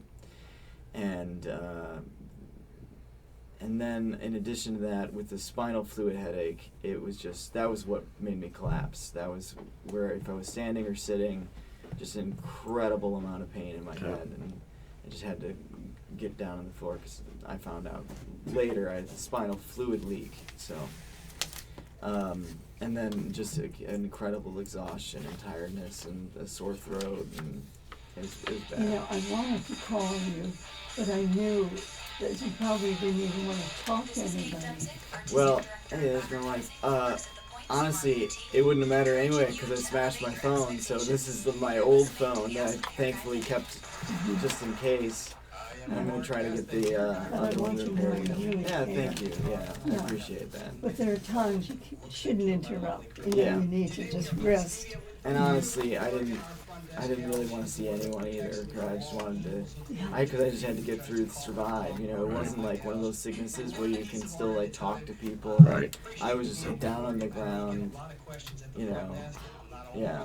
I mean, it was really an interesting experience for me because I don't think I've ever had that long a time where I literally was able to do nothing. I couldn't read. I couldn't really even watch a movie. I could have something playing, Right. but I couldn't pay attention enough to watch a movie because I was in too much pain. So, yeah, it was brutal. Well, next time you gotta. I tried calling you, but then I didn't know your phone was Yeah, shot. my phone was shot. Yeah. And then I tried. Then I finally got a hold of Kate, and I said, you know, we needed to know what's Yeah, what's going on? with you. You know, we care about you. Yeah, thank you. I appreciate Did I it. give you this book? Yeah, I got Okay. one. All right. I read it. I think. Yeah, with the Frederick Father Douglass? Duffy. Not the Douglas one. Did you want to read this? It's actually kind of a cool book. This man he ended up in Vermont. The picture looks familiar. Yeah. You know, I want you to know, Mamma Mia. Yeah. My friend's daughter was the lead on Broadway. Hold on. Are you going to have to leave at 10 or can you stay at 10:30? Just let me know. I think I should go at 10. He's yeah. Okay, let me see if I can get someone else to come in. To call. Hold on. Call Gary Wheeler. Which phone number for Gary? Calling Gary Wheeler. Other phone. Your friend, Marshall Are Frank. you going to 11? Yep. Okay. Most likely. Okay. I had a dream about him last night. Who? Marshall Frank. What'd you dream about him? He was writing, and he said, I can only write by the Call Marshall Frank. Did you mean Author Marshall? He said what? Which phone number for Author Marshall Frank? Calling Author Marshall Frank. Go on, tell me. He said, I can only write by water. Hold on, start over again. Marshall Frank. Yeah, you know. tell the whole story quickly. Okay, I had a dream about him that he was writing prolifically, and he said what? He said I have to go to a private area by water. That's not important. You got a big hair on your chest.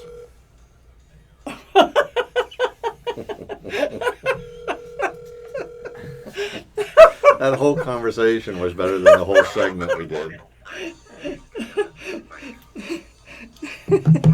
There, you can have it.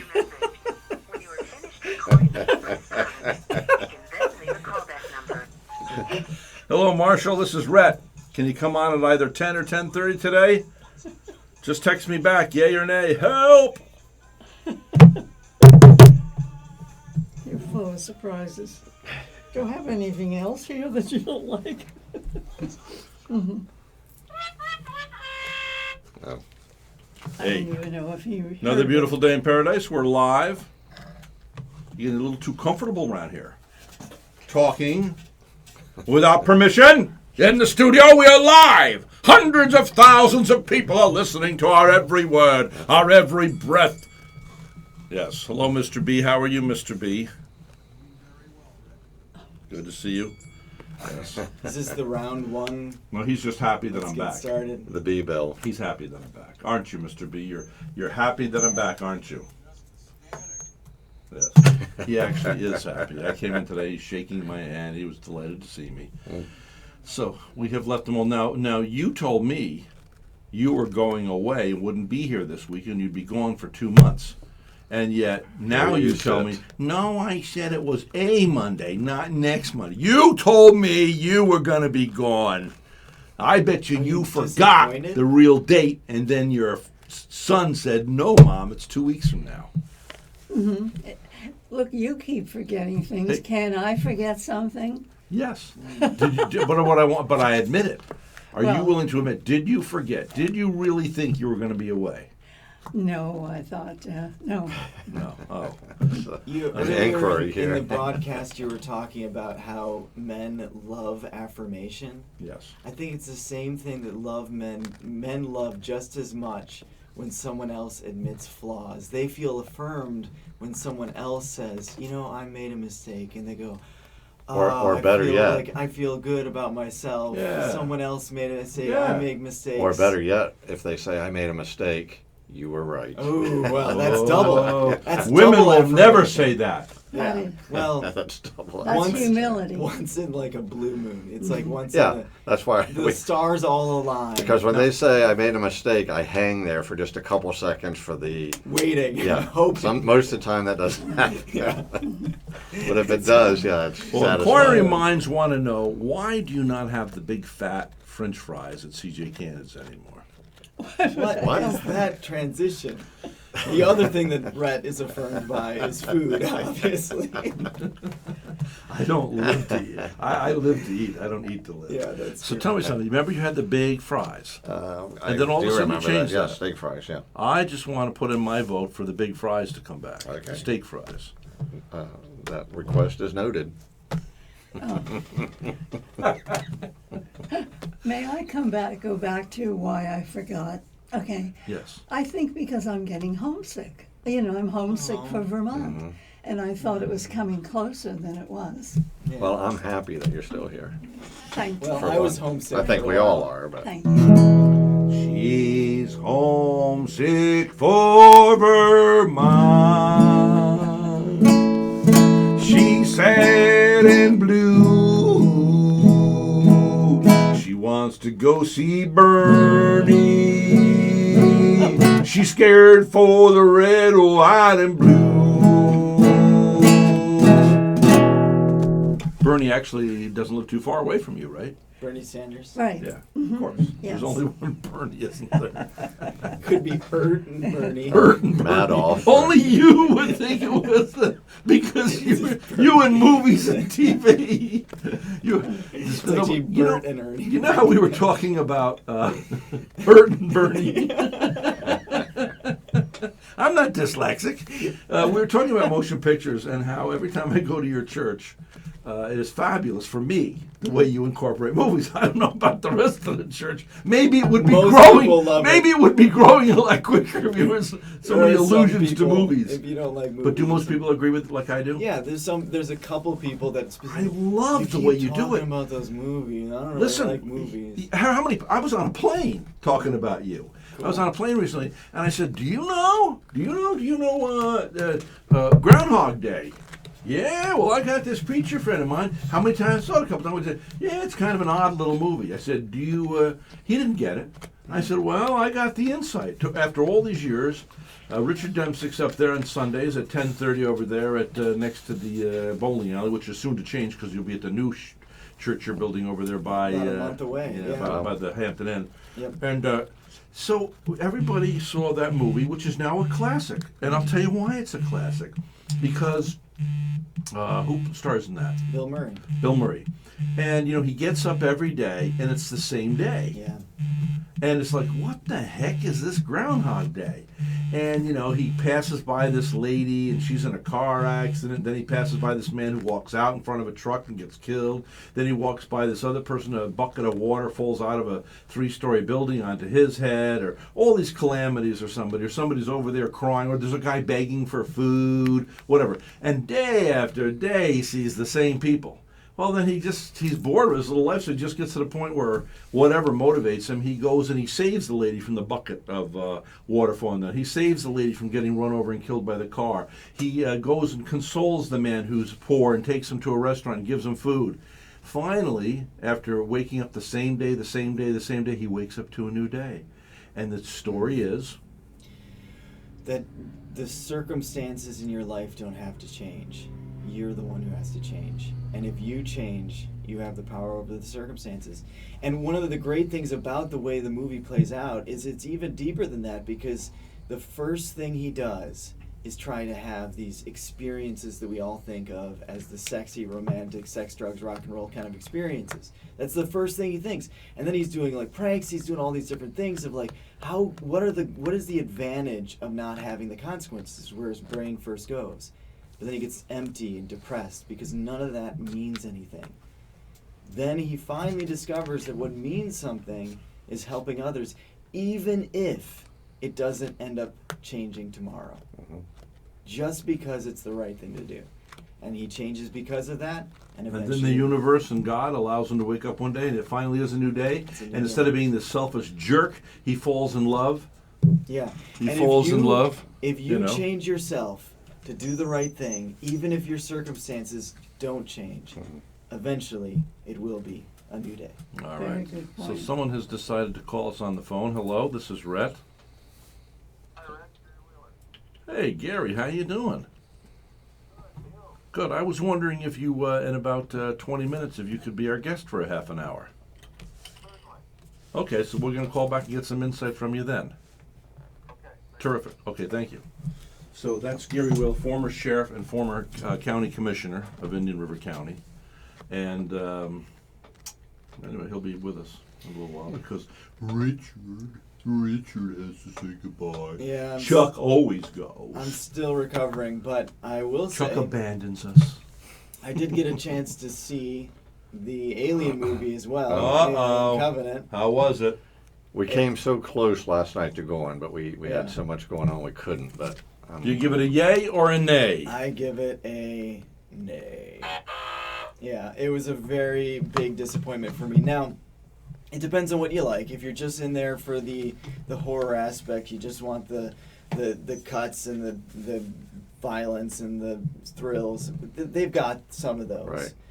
But it doesn't take time to make you care about the characters. right. It doesn't seem to see Down who the Beverly's characters mic. are that would actually draw you in.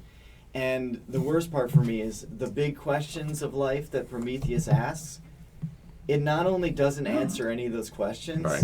it ignores that they were even really? asked the first time. Yeah, that's Yeah. a shame. It just goes. It's in a been completely so different long direction. since there's a good movie that's been out that I want to see that when I saw this was out this weekend, I thought, oh, finally, Yeah. a movie I'm excited. And then we heard some negativity, we read some negative press, and then now you're confirming that. So now I'm back to square one where I have been watching TV. Yeah. I haven't even been in the movies in weeks. I mean, 6, 7, 8 weeks probably since I've seen my last movie. You know, it's the ongoing trend. The TV shows are getting better and They better are. written, Oh yeah. and they're more and more captivating. And movies are just not. They're, Well, you know what they're doing with movies, and I really hate this. They're just redoing old movies. Yeah.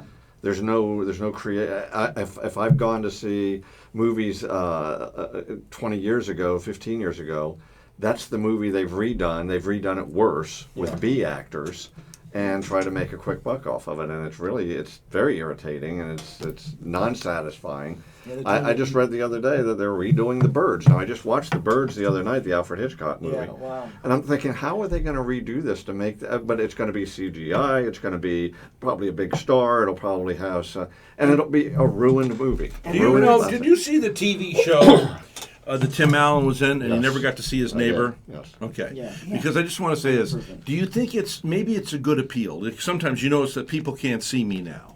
So I put it on YouTube. So I was thinking maybe that gives a little interest. Yeah. You're But I Mr. was also Nelson. going to look over at Chuck and I was going to say, dang it, Chuck, could you move the damn chair over there? And then I thought, no, maybe it's good that the microphone hides Chuck's face. Because it's people are definitely probably good. because people are probably trying to wonder, what does that guy look like? What does that guy look like? You know.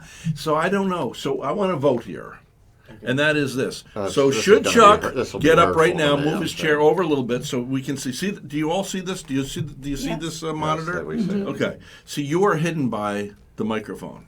Now maybe that's because you don't That's want to kinda tell us good. that you're actually embarrassed to be part of the show, and you No, don't I everybody think recognize it. it's something that looks like we planned to do it, but we really didn't. But we could now add to it. Yeah, Chuck. Why would you be embarrassed to be on the radio? I don't know, Richard. Does your Don't wife you want people to see? does your wife approve Of what? of you coming on the show? Does she approve? Sure. Yeah, she doesn't mind. Okay. He started But to say. how about your Oh, wife? I had to refigure. How it about your wife? Because your wife never even says hi to me in church. I figure she's mad at me. Well, I went over there to Mark's place, hair salon, Yeah. and it was maybe a month ago. And I said, "Hey, how you doing? Where's Okay. where is Richard? Richard. I forgot your name." I said, "Where's Richard?" She goes, "I don't know. You see him more than I do." Yeah. I went, "Uh-oh." This is our 'Cause day that we're supposed to spend together, but she's usually It is? asleep anyway. Oh yeah, she's asleep anyway. Yeah. So. But I you know usually what? get What there. I have a friend of mine. He had 9 children. He's a pastor up in Hopewell, Virginia, and very seasoned man. He said, "I said, so we're driving along. Said, I thought your wife didn't want to go." And you know, what he said, "He says this is what you do with a woman. They want to just be reassured." So what she goes, blah, blah, blah, blah, blah, because that's okay. You know something, honey? I'll be here with you. I'm not going to go. I would rather be here with you. And she goes, "Oh, you would?" "Yes." "Okay, you go ahead and go. That's all right." They just, so I think you need to make sure that she knows, like my nephew was here recently. Yeah. And Liz, all of a sudden my nephew, who I didn't know I had, has gotten obsessed with his Ancestry.com. So he's calling his newfound sister, who is my brother's daughter, out in Portland. And then well, anyway, we all got together out in Portland. We all flew and met. And then they all came down on a cruise recently, remember? And I went and picked them up with that bus from the Salvation Army. Thank you, Salvation Army, for loaning it to me. And brought the whole family down here for a day. And Liz, his beautiful bride, was saying something about, and she works with the kids that are challenged, which I think is great. Anybody that works with challenged kids like that, I think, wow, Speaking of which, I really do want to encourage you to get to go to that Goodwill thing. Now they're not kids, What but Goodwill thing? remember we talked about it where there's some Goodwill has this ministry that they have this daycare for people with special needs. And every once I go to speak there, and they want you to come and sing some songs and stuff like that. I'll go only when you go. When you're there to speak, then I'll go with you. Well, let's go together. Yeah, let's go together one day. Yeah, Because new places. Believe it or not, I still feel uncomfortable going somewhere for the first time. I am essentially shy. People don't get that. I actually was really nervous the first time, and I kept saying to Floyd, who's the guy who works there, I kept saying, Floyd? Floyd, I kept saying. Are you getting your hair When I cut? hear Floyd, I kept saying to him, what exactly do I have to do? I don't even get what's funny here. Floyd. Oh, we finally stumped you. Yeah. Floyd. You don't remember Floyd Mayberry? Oh, Andy, I think that person just drove by. Was going too fast, Andy. See, the Remember? old TV shows I don't know as well. I just watched them. Listen to this, little Eva. Floyd lived alone on the hill. Barbecue and chicken was his greatest thrill. One day Floyd is cooking on his grill. Come knocking at the door, a gal named Lil. Now Lil had a twinkle in her eye. Knew right away she liked this Floyd guy. Floyd's heart pounded with delight when Lil suggested dancing come Saturday night. Let's go dancing come Saturday night. I'll be your gal, you can be my guy. Let's go dancing come Saturday night. We'll slip out back near the railroad tracks, kiss 'neath the moonlight, dancing Saturday night. Lloyd bought new trousers at the store.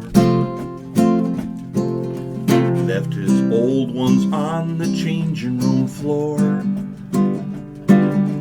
Bought a cowboy hat and a fancy tie. Said, I'm gonna make that Lil love the sky. Now Lil picked up Floyd come Saturday night with a multicolored dress, glittered like Christmas lights.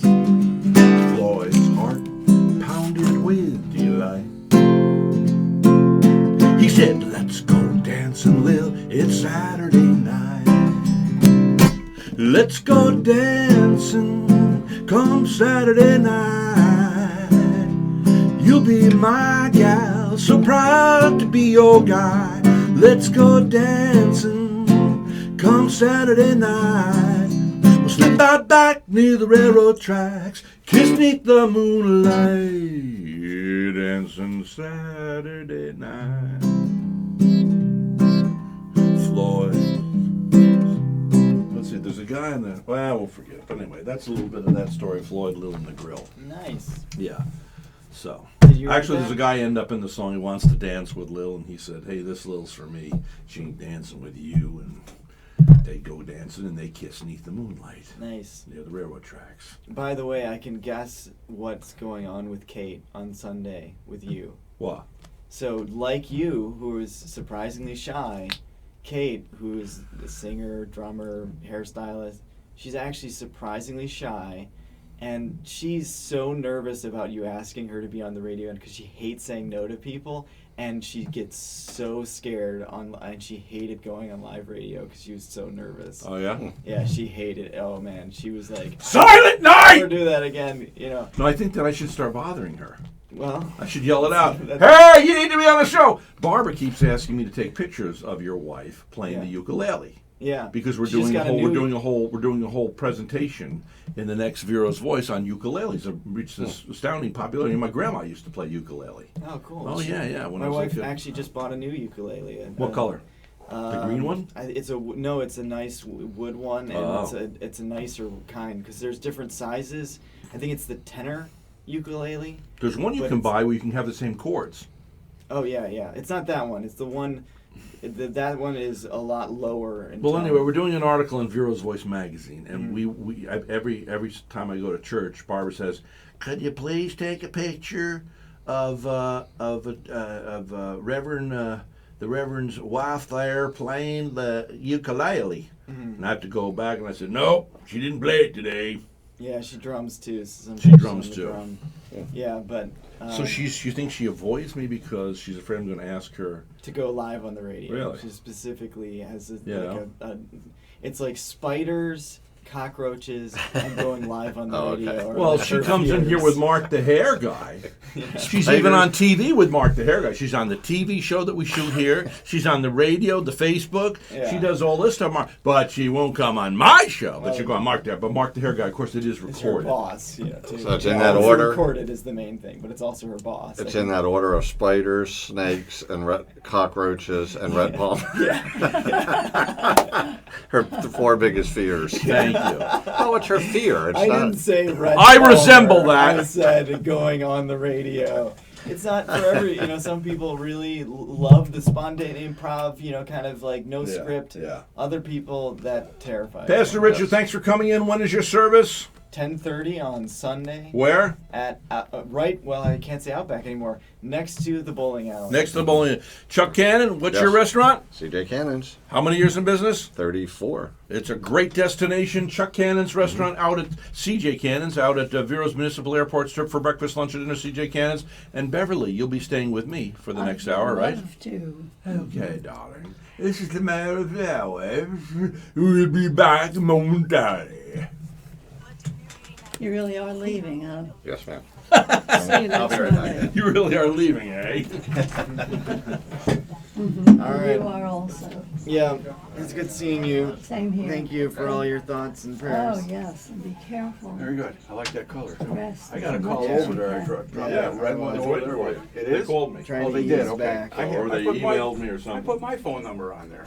Oh. God bless you, Mr. B. God bless Thanks you, for the thank call. you. Sorry, I didn't have And my phone. here's an interesting story because I called down to the shop Yeah. and I asked Mark, tell Kate to call in here. I want to put her on the air on your condition. Yeah. Well, I shouldn't have said that. I should have just said, call a studio. Yeah. That terrified her, I'm sure. See, this thing. But I finally got to talk to her and she Yeah. gave us, An how update. you're resting. Yeah, And good. so we were all thinking. Oh, thank you. I appreciate it. And, All right, Rhett, it's good seeing you. One other thing I wanted to say before I forgot. Oh, next month your church is going to be done?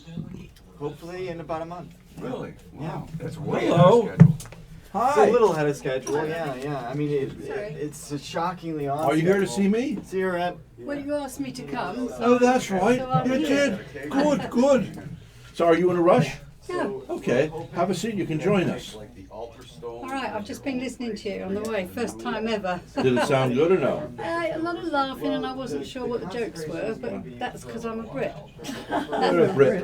You know? We're doing a celebration right now. We're hoping for around June. And then was you really playing? Oh, yeah, you were. Yeah. The 13th to the 21st. Floyd Lil and the Grill. So Yeah. I'm going to pray that it gets pushed out. I'm Sharon. I'm Beverly. Hello, Beverly. You're Rich. So what's your life like? Well, I've retired 3 times. I've sold businesses in England and Spain. Came out here and retired, and then I worked for Acura up in Virginia. In what capacity? Business development. I would call people in off their leases and off their financial contracts. And then I've just picked up a little job at Vatland Honda, and I'm doing the same thing. And I happened to call Rhett about his car, and he said, "No, I'm all right." He said, "But you sound nice."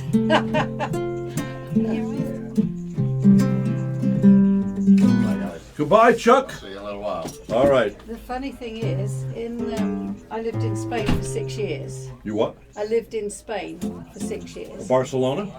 No, Almeria province. I've been to Barcelona. I really like Barcelona. And we had a local. Oh, that's the phone. We had a local radio, and I very nearly did. Would you like some water? No, I'm good. Thank you. You're fine? Let me just turn this Yeah, up. good seeing you too. Yeah, anytime. My daughter was driving down to Miami. I'll just let her know that I got it. 703376.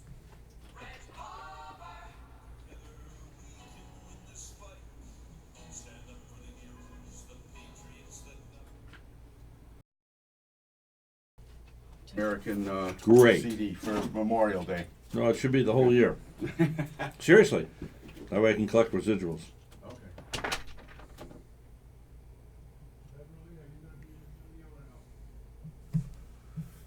Has Gary called back?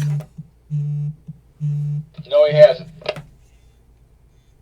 Hello, this is Rhett. How you doing? Good. Yeah, I've been on the air all morning, so I couldn't return the call. I'm sorry.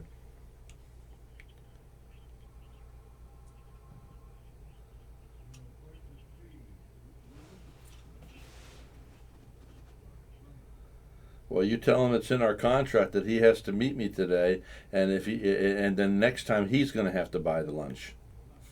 Marshal Frank is on the phone. Okay. Okay. Let me call. I got to go back on the air because we're coming up after the news. But let's. I'll call you later. That's okay. What is your first name? Esther. Okay, I love that name. Okay, thanks, Esther. Okay, bye. Marshal Frank is on the phone. Marshal Frank. Good. You want to be on the air?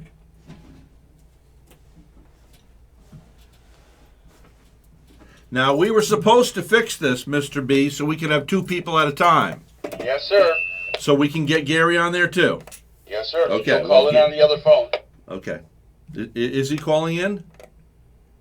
Not yet. Okay, well, if he calls in, we just add him to it. Okay, so great, Marshall. We're in the news right now. How many minutes till we go live?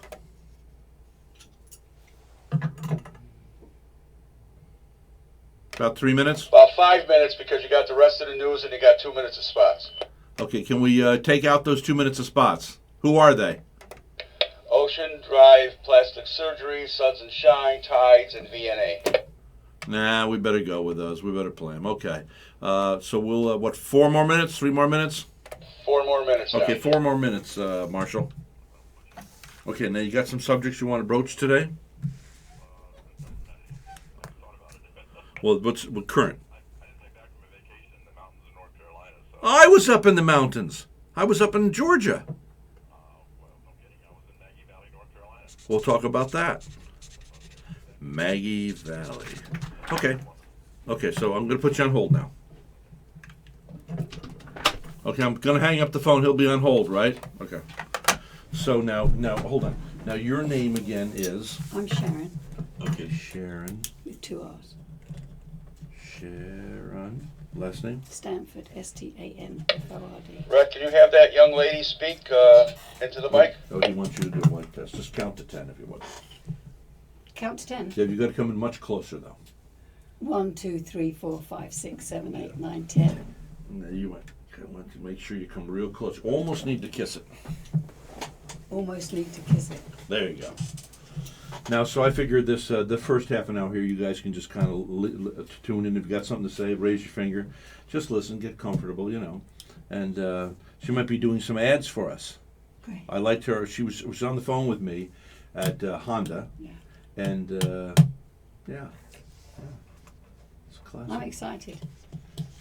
But I was starting to tell you, I nearly was in a radio show in our local radio in Almeria. It was Almeria. Almeria is a province, and it was actually Albox, I think, was the town. But in any case, I think it's called Spectrum FM. It's a big station. Where are you from? Just south of London. Okay, did you ever get to meet any of the Beatles? No. Okay, because I did have a picture of Paul McCartney. You did. That's as close as I Well, got. because I just watched a movie on the Beatles last night. Yeah. And it was funny because they were saying when John Lennon was backstage, they couldn't understand what he was saying. Well, Or no, back then very, with the Brits. very yeah. thick Liverpudlian Yes. accent. Hmm, Very they thick. love. Yeah, What's very the man thick. says? What did he say? Yeah. Change your Facebook camera to this one because then I'll get the three of you.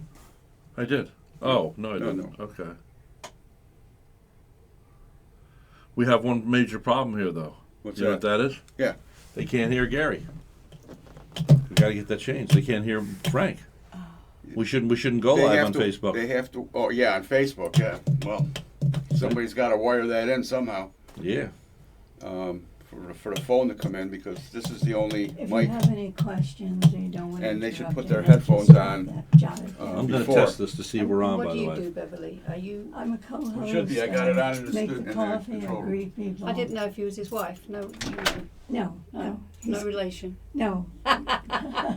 I'm just his helper. All right, Yeah, do some commercials and all right. help out in general. How good. Find some new guests. Yeah. Mhm. I forgot to put my name tag on it. I'm surprised he didn't say something. Oh, we are live. Yep. You two are on there right now.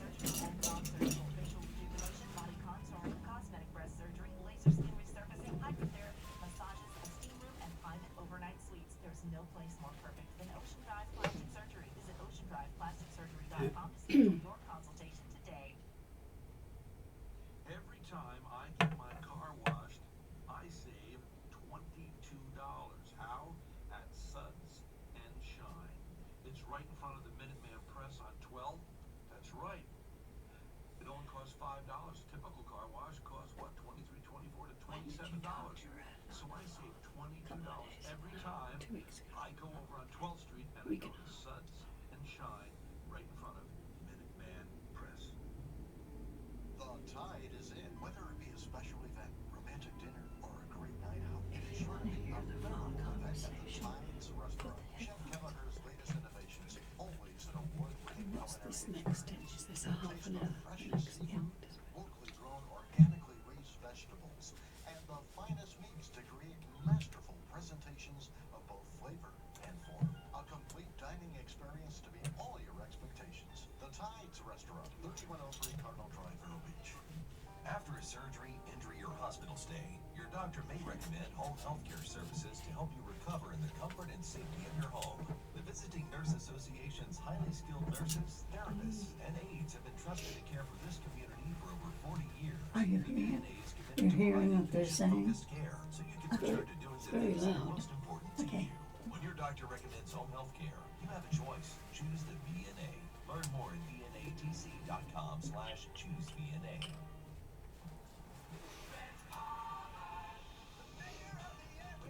Stand by. We're in the open. We should put headphones on for the phone call.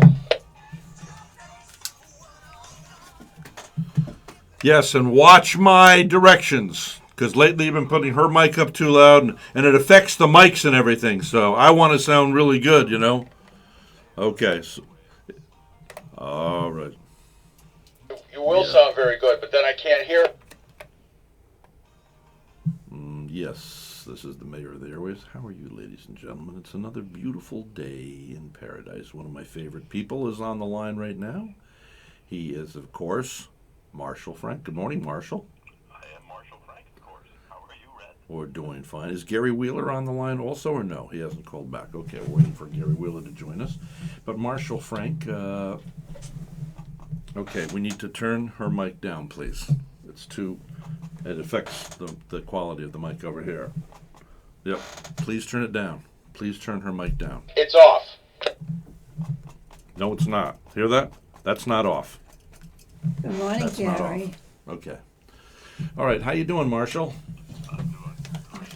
Great, great. Back from the mountains of North Carolina, Yeah. where it's heaven on earth, and just enjoyed a whole week up there. Did a little golfing and just lazing around. It was fun. Now, I was up in Amicalola Falls up in Georgia. The nice thing about it, you'll never break a sweat up there because it just doesn't have the humidity that we have here. Right. Now, Way down around 30 degrees. how many days have you been back? I've been back about 2 days. Okay, well then you know that yesterday was absolutely horrid. Yeah. The humidity here was horrid, you know. Wait till it gets to be July and August. Now we have Sharon Stanford in the studio today, and she hails originally from the south of London. Good morning, Sharon Stanford, with 2 R's, by the way. How are you this morning? Good morning, Rhett. I'm very, very good, thank you. Nice to have you here. And everybody out there listening. Such a surprise. I wanted to ask you, do you get that sort of humidity in London? No, we barely get any sun or any heat. Yeah, so it's moist because of the rain. The year that I originally went to California in 1985, and that year it had rained at some time every day throughout the year before I went in October. Lots of rain. How can I say? And it can stay for days. It would be rain for days. So it's lovely country, but I love it here. Oh yeah. Well, England is a lovely country. I've been there a number of times. Cool. I got my GED and went in the Marines. amazing. How do you like that? It's amazing how many of us there are out there. I think we try harder. Perhaps that's why we have the success we have. But anyway, so I swear to God, this is a true story. Now, I became a Christian at the age of 29. And a friend of mine who owned the Garrity Lumbers throughout the United States, Dick Garrity, invited me. He said, one day, the Lord has told me one day we're going to go to England together. Well, then he says, it's about 4 years later, whatever it is, 3-4 years later, he says, hey, Billy Graham's going to be at Wembley Stadium. Okay, so he wants to come, and he's willing to pay for the tickets, everything. You know, I didn't have a lot of dough in my life, and I was living in the ghettos of Troy, New York, struggling with my songwriting. And he says, well, I'm going to pay for everything. And another friend of ours was going to go, and so the three of us were going to go. Fred, myself, and Dick Garrity. And, well, I don't like to be manipulated by rich people. You have to be very careful when you have rich friends, because they always want to bring you along, and even if they want to pay for it, you still need to check with the man upstairs, because I don't want to go before my time. And if, maybe his time to go, but I don't want to go when it's his time. I want to go when it's my time to go. So I'm praying to the Lord, wondering, should I take this offer to go see Billy Graham in Wembley Stadium? Just a little apprehensive about going to London for the first time. And I swear to God, this is a true story. I woke up in the morning. Remember, I was a new convert to Jesus, maybe a year, 2 years into this. And I swear before everybody, this is a true story. I got up and I sat on my toilet. And I sat there, and all of a sudden, I heard this voice that said, Tower of London. Now remember, I am a high school dropout. I didn't know there was a Tower of London. And I immediately saw the corner of this building. I drew it on a napkin, and I drove immediately to downtown Albany. I went into Dick's fancy schmancy offices. He was also an attorney at law, as well as kind of the Donald Trump of the area as far as investments and properties. And I said, what is this? He says, that looks like one of the corners of the Tower of London. And I said, I will accept your offer. I'm going to England. Now, either there's reincarnation or it was God's way of sending me. I did not have any knowledge of the Tower of London, and I swear before you, everything that's in me, and Jesus said, no liar shall enter the kingdom of God. But I heard the voice, and I saw a vision of this corner of a building, the Tower of London, which is bizarre because, do you know what the Tower of London is all about? Yeah. That's where they lock everybody up in the old days. Well, what it is if you were wealthy, see, you would be put in a dungeon. But if you were wealthy, you could pay the king, and then they would put you in the Tower of London and then off with your head, maybe 6 months later. Whereas if you went to a dungeon, you died a horrific, slow death. It was not like the jails we have today. It was horrible. So if you were wealthy, you paid the king, and then he would let you stay in the Tower of London, and then it would be off with your head. So, and then they would post your head on, what's the bridge there? London Bridge. Yeah, right. Okay. Well, there's Tower Bridge as well. So I was wondering if, maybe I lost my head there. If there's such a thing as reincarnation or something. Oh, yeah, in your before life. Sure. Isn't that bizarre that would happen? What do you think of that, Marshall? I think Well, the bizarre is a good explanation for it. It's hard to believe. Sharon, you were going to say something? it was a sign you had to go. Check it off your list. I think it is. Yeah. Now we can turn Beverly's mic up just a little bit. Beverly, what do you think of that? Well, I want to tell Marshall, I dreamed about you last night, Marshall. Uh-oh. And we were outside, and you said, I'm doing prolific writing, but I can only do it near the water. So I'm going down by the water, and I got the message that you just wanted to be alone by the water to do your writing. I just want you to know. That sounds like a The only problem is there was no electrical current or plug to put my computer in. Well, anyway, you know I'm a great. Hey, you know, I just came up with an idea that could make some young person very wealthy. They should come up with a solar computer or an apparatus you could plug into the side of your computer, and you could run on the solar energy. Provided we have a nice day. Yeah, Yes. providing, well, we have a, do you know what, now we were talking about the clouds in England, right? Yeah. And I don't know how many days of cloudiness or precipitation you get, but I'm from upstate New York, and I'm from the Hudson Valley. They get on average 284 days of precipitation or cloudiness annually. 284. Now, how many days in a year? 365. That's right, 365 days a year. And yet in Florida, we get well over 300 plus days of sunshine every year. This is the most fantastic place in the world to live. And I got to tell you, this is the land of milk and honey. What makes you say that? Opportunity, the housing, the roads. It's just wonderful. Just wonderful. It really is, isn't it? America is the greatest country in the world. It is. Some people don't want to believe that, but that's quite true. Well, and today, and you can clarify this for me. Have you ever met the Queen? No, but I stood next to her sister, Well, you stood next to her sister. Princess Margaret. Okay. The thing that I want to say is this: that if you are washing dishes at McDonald's in Vero Beach, Florida, you are now living better than the Queen or King of England up to about 80 to 100 years ago ever thought about living. Everybody, even if you're driving a wreck of an automobile and you can afford to go have Italian cuisine, we have Italians here, we have the Brits here, fish and chips, we have Chinese food, we have Asian food, whatever it might be. I mean, just the luxury that we live in, we have no idea, right? You know what I liked about London, though, is that the cars are all little. Because the roads are all little. They are, and they have to be because it's a little island. Yeah, get used to crossing a street or driving a car because everything is reversed. I watched. Yeah. I would never rent a car there. In danger of losing. You did? Oh yeah. Oh my The word. challenge was the roundabouts. Oh.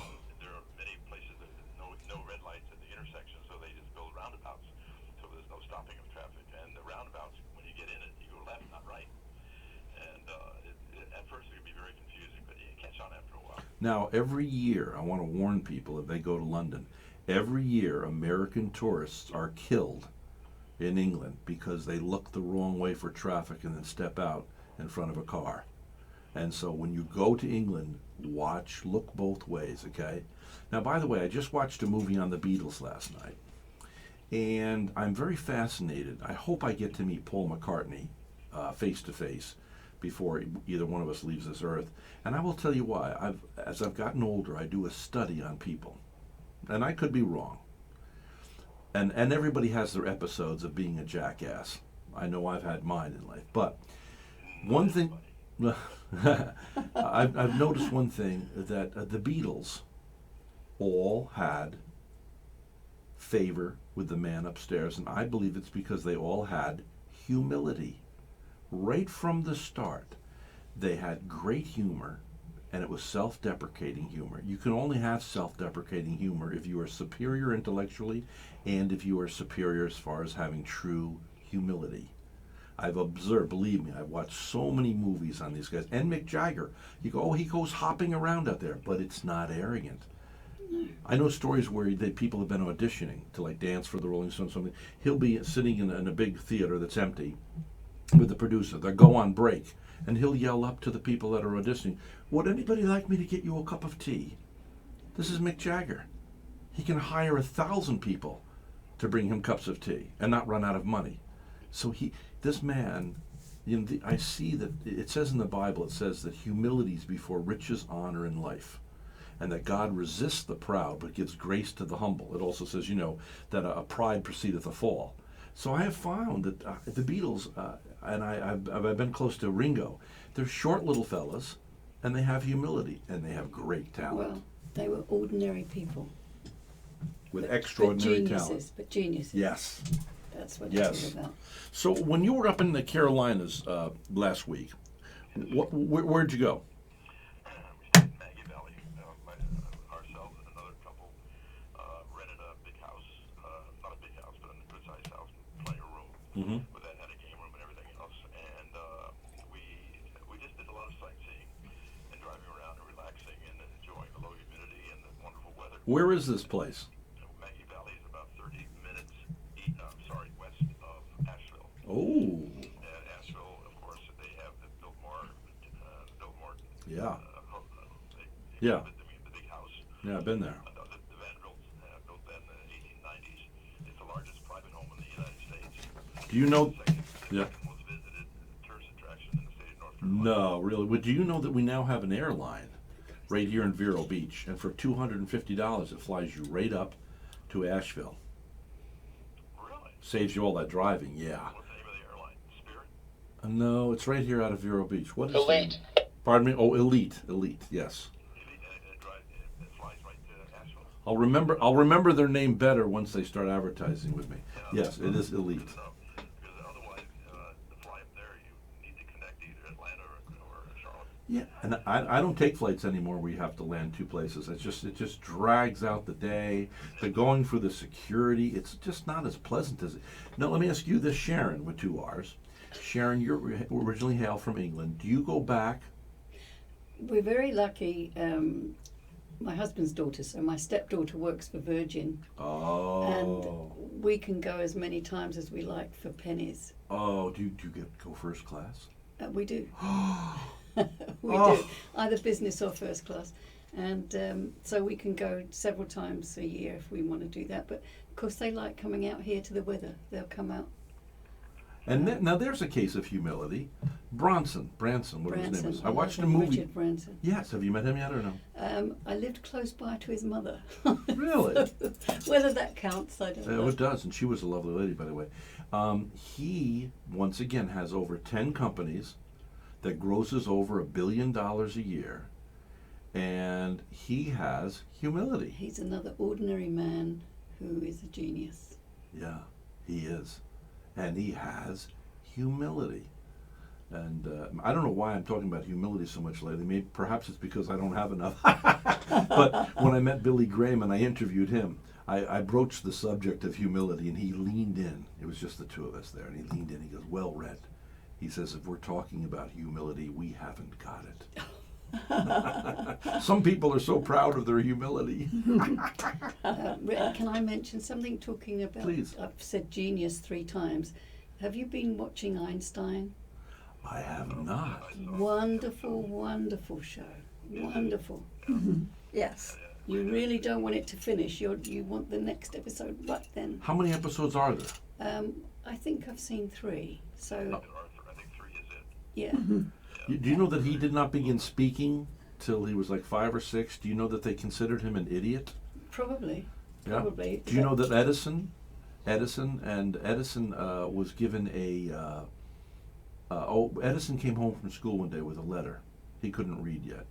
And he says, "Mom, here's my letter," and she reads it, and he says, "What does it say?" And she says, "Well, it says that you're so intelligent that they just can't teach you at the school, so I'm going to have to be your teacher." So she taught him, and years later, after she had died, he found the letter, and the letter said, "We're sorry, your son is an idiot, and you'll have to just bring him up." And he said, "My mother took an idiot and turned him into a genius." All because that's the power of belief in somebody else. Look at Winston Churchill. His mother believed in him. He was a late bloomer. He Well, he was born into wealth. Yeah. Winston Churchill, he's quite an eccentric guy. If you ever read his biography. Never in the course of history had so few done so much for so many. As soon as the war was over, they dumped him. Yeah, that's true. each of these times you've mentioned something, and I said, oh, well, I've stood by Princess Margaret or some close association. My children rode in his car. We lived in Kent for a time, close by to his, and at one of the local venues they brought, he actually didn't own it. It was a car that was always made available for him. Could have been a Rolls Royce, I'm not sure. But my children all sat and had photos and had a ride in his car. Well, did you know that there was a wealthy man, and he was the father of Winston Churchill. Winston Churchill was walking over near a farm one day, and he fell into the mud, and he was drowning. And the farmer's son, the poor farmer's son, took in Winston Churchill as a young boy and saved his life. Winston's father came up and said, "Your son saved my son's life." And the farmer said, "Think nothing of it. It's what anybody should do, you know." And he said, "Listen, I want to send my son's going to go to a very privileged school. I want to take your son and give him it. You saved my son's life. I want to send him to the best school." And he said, "Well, that won't be necessary." He said, No, I want to do this. So the man sent the farmer's son off to school. Then later on in life, Winston Churchill got a disease, a very bad disease, and this doctor had come up with a new, whatever it is, substance or something, you know, and it saved Winston Churchill's life, okay?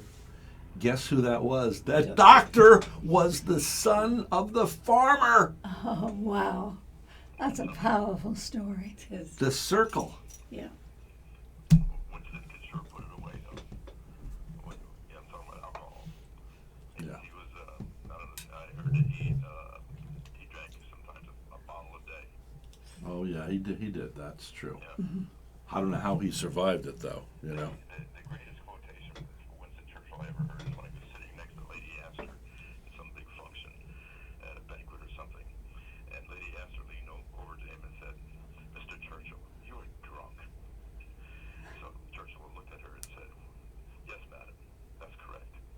And you, Lady Astor, are ugly, but I will be sober in the morning."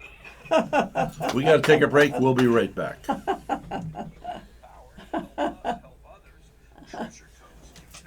You're going to 11? Yeah. Okay. Isn't it good? It's very good. You can make interest out of, no, I don't mean you was talking rubbish, but you can make interest out of ordinary things, which that's a very good skill. We had a guy, Jasper Carrot he was called, from Birmingham, or I would have said probably late 60s, 70s he had a show, and he could sit there and tell you things and you was in stitches laughing, but it was ordinary things, but that's a skill to Well, he has the background with all the people he's met. Thank you. And you have a I good... take that's a compliment. yes, no, it It is. is a compliment, you know that, Rhett. Yeah, he's a genius. Marshall, can you stick around for another half an hour? Okay, great. Okay, now Marshall, we're in commercials for 2 more minutes. Then we're gonna have the news. So it'll be at least like 6 minutes, right, Mr. B? You sure you don't want water? Okay, so we're looking at like 7 minutes now. So go ahead and get up, get yourself some coffee, or And go funny- pee, or do funny whatever you thing want to do. is that she said this doesn't seem to be my voice. It's because you're hearing it a different way. Yeah. Yeah, it distorts it. So, yeah. Mm-hmm. So do you want to walk with water? Well, I can do if you'd like to. I didn't want to make a job for you. Oh, that's my job. Actually, you want some tea? No, Do we no, have I'm tea good. in there to go with the curd? No, I'm good. You wouldn't No. have PG tips. She doesn't like I'm a PG tips. Now, what is PG tips? Well, PG tips is tea for the ordinary people. We don't drink Earl Grey and all that rubbish. Oh, really? Well, the highfalutin people might. Really? I wondered because I just have some tea that you wouldn't like. I just know it. You'll get water. You know, it's good. But I've done some different things through my life. I've had businesses in England, and then when I went to Spain, I had a beauty salon for 3 or 4 years. Did you? And I was clever at the marketing. I used to put advertisements in, and I would say a free bottle of wine when you come for your appointment. The bottle of wine was only €1, and they could have red, white, or rosé. Did it? They thought it was marvellous, and I had a little lending library in there and a computer. And what were you doing? It was a beauty salon, but particularly nails. But then I had a reflexologist, a podiatrist. Well, I wish we could find a good reflexologist in this town. Teeth whitening. I did teeth. I made a fortune on teeth whitening. Did you? Yeah, until the local dentist shut me down. They didn't like it. I was charging €500. For one whitening, or? And it was an hour. Oh, it was nice money. Wow. Oh yeah. The Brits would come on holiday, and it would have cost 7 or 8 in England. So I was getting it in Spain. Well, how'd they close you down? Well, because I wasn't qualified. I was just a beautician, and you had to be a dental hygienist at least. So when they closed me down At for $500 a pop. Yeah, when they closed me down for that, I did it mobile for 300. Went to their houses, let them sit in their armchair while I did it. Good for you. Yeah, but I've always, but I've had different ideas. It's funny because I was telling my husband and my daughter, she's just gone down to Miami. For instance, you brought up Ringo Starr. Look how he did Thomas the Tank Engine, reading Thomas the Tank. Mm-hmm. I've always said we should have an English voice reading. So I'd love to do like a Listen with Mother. We used to call it Listen with Mother. It would be on at 2:00 in the afternoon, and it was just snippets of stories. Mm-hmm. I mean, what a good idea that is. Yeah. I'd also like to write a book. I've got lots of things I want to do. But there you are. There, did I show you that? That's Gary's daughter. Oh, she's beautiful. She got her PhD in Really? ophthalmology. Wow. That's good. Yeah. Ophthalmology. She's going to be a surgeon like Dr. Mallon. I don't know whether that's a surgeon. Yes, it is. Mm-hmm. Now, my eldest daughter. Hey, how you doing? Good. How about you? Come on in. Hey, how you doing, Dawn? Hey. Hi. How you doing? Good to see you. Good to see you too. Hi. That's good. Are you off today, or? Yeah. Okay, so you guys are not in a rush? Congratulations. We're not in a rush. Was Barbara able to come or no? Yeah. I didn't Did text she say her. she was I gonna didn't come? text her. No, I texted you because I didn't think I had her number. Oh, I didn't even think about having her come over. I think I wrote it. Huh? You on the air? 'Cause then she could. We will be momentarily. Live on the air. Okay, hold on a second. How are you? I'm Beth. Hello. I'm Call Sharon. Barbara. Nice to meet you, Miss Sharon. This is Sharon Don. O'Donnell. Hi, Don. Calling Barbara. Calling Barbara. Sounds like what's her face? What you looking at? Oh, we lost her name. So, Forwarded to an automatic voice message system. 7 she says, sorry, can't talk right now. Okay. Beth 8 is not available. At the tone, please record the Erickson Stewart? Stuart. Yeah, Walt Stewart. Stewart. Beth is here with Don. They wanted to show you pictures on their wedding. They brought in their iPad. That's wonderful. Mm-hmm. Hold on. Yes, I'm here. My All right, sure. Sadie. Beverly. Do you prefer Don or Donald? My oldest. Donald? Mm-hmm. Okay, Donald. Beth and Donald. But either one's fine. Okay, let's let the two of them sit here Good. and chat about, That's right. Good. Oh, we're still and there. you don't have to go away though. If you Okay. want to go out, we'll have lunch afterwards. But can you come? Oh, we can stay right in here if you want. Oh, yeah. Okay. You did the show when I was away. I saw you over here, standing next to Stanford, wasn't it? Yeah. Right. Can you come over? Beth and Donald are here He wants us. with He wants iPad. Yeah, Okay. Have you iPad. been on air before, Donald? Yes. Okay. He takes a big sigh. You're in the all middle. set, Sharon. Do you want us here, huh? Okay. Do you folks want water? John and Beth? No thanks, So I Beverly. got the defective mic again too. Oh, then here, I'll switch it. Huh. Go ahead. How'd you know it was defective? Because I had it last time I was on there. Ah. I hate that thing. You get so loud. It gets louder. I didn't know we would be sitting here with you, Sharon, but it's nice to meet you. I didn't know I was going to be sitting here. 6:30 a.m. to 6:30 p.m. Have a shot of authentic Cuban espresso. Right, I was just going to say quickly, my eldest daughter is a critical care nurse, works at Novant Health, which is in the Carolinas, and she met with Trump. He did the... She worked with Trump? No, she met him for that, the women in healthcare. It was Seema Verma, the lady that's in charge of Medicaid and Medicare. It was about 6 weeks ago. Novant Health put her and another nurse forward, and there was a women doctor, a So radiologist. she met him only recently? Yeah. He sat in the meeting for about 10 minutes and then... Really? Yeah, Women in Healthcare it was called, just before he was doing the bills, changing the healthcare thing. Wow. Yeah. I'd like to meet him. You would? Hmm. Okay, you're in the open, headphones on for the phone. Okay, Marshall Frank is on the phone.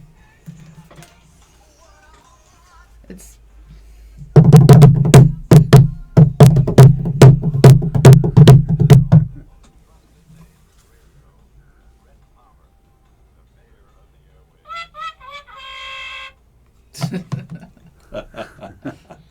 The most trusted name in radio. Yes. And so watch out when you cast aspersions upon my character. And anyway, this is the Mayor of the Airways, and I have a host of oddities in the studio this morning. We have this lady, she's Sharon with 2 R's. Hi. Hi, Sharon. My mum used to call me Sharon. Sharon. Oh, I kind of like that, you know? Yeah, she'd 'cause- call me from upstairs for dinner. Sharon. Sharon. Yes. I just watched a movie on the Beatles last night, a documentary, people that had stories about the Beatles, so it's kind of cool to have you in here this morning. Thanks. We also have Beth Erickson in the studio. Good morning, Beth. hello, Rhett. It's Beth Walsh Stewart now. Beth Walsh Stewart. Okay. Yeah. No, the Erickson's gone. The Erickson's gone. Oh, that's right. 3 weeks old. So it's Beth Walsh, because Walsh is your Maiden name. So you're Yeah, Beth it's Walsh. my middle name. Now, by the way, Donald is in here. Good morning, Donald. Good morning. Congratulations. You guys just got married. Yeah, thank you so much. They're both filled with smiles. Yes. Now, I want to ask you this. Now, in my house growing up, my grandmother had divorced my grandfather. And I remember at Thanksgiving. So, by the way, Marshall Frank is online. Good morning, Marshall. Good morning, Rhett. And, You have everybody here today. Yeah, and anyway, so my grandfather had divorced my grandmother. Well, anyway, what was really cool is that when we had Thanksgiving, both my grandfathers would be there, and it was acceptable. Now, other people in life, later on in life, I'd go, well, you know, like I remember I talked about getting married to somebody way back, and I said, well, I wanted to invite my ex-girlfriend. No, you know. Well, anyway, that's the way a lot of people think. But at your wedding, your ex was there. Yes, he was. And that was like he came up and said, "Hi. I suppose you've heard about me. I'm Beth's ex." Oh, I was kind of like, how does that feel? You know, like I wondered how he felt. You know, but did that bother you at all, Donald? or No. Joe's a great guy. So there you go. Isn't that great that people can all get? Why can't we all get along? Said Rodney, right? Forgiveness, it's a way of life sometimes. Yeah, it's wonderful. Yeah. Well, anyway, congratulations. You two just came back from the Bahamas. We did. We went to Green Turtle Key over in the Abacos. Now, Marshall, have you been over to the Abacos? Have you been to Green Turtle Key? No. Okay, well, you might want to... Wait. You were a dance teacher on a boat? This guy's a retired cop from Miami, 32 years, and now he's an author of 13 books, right?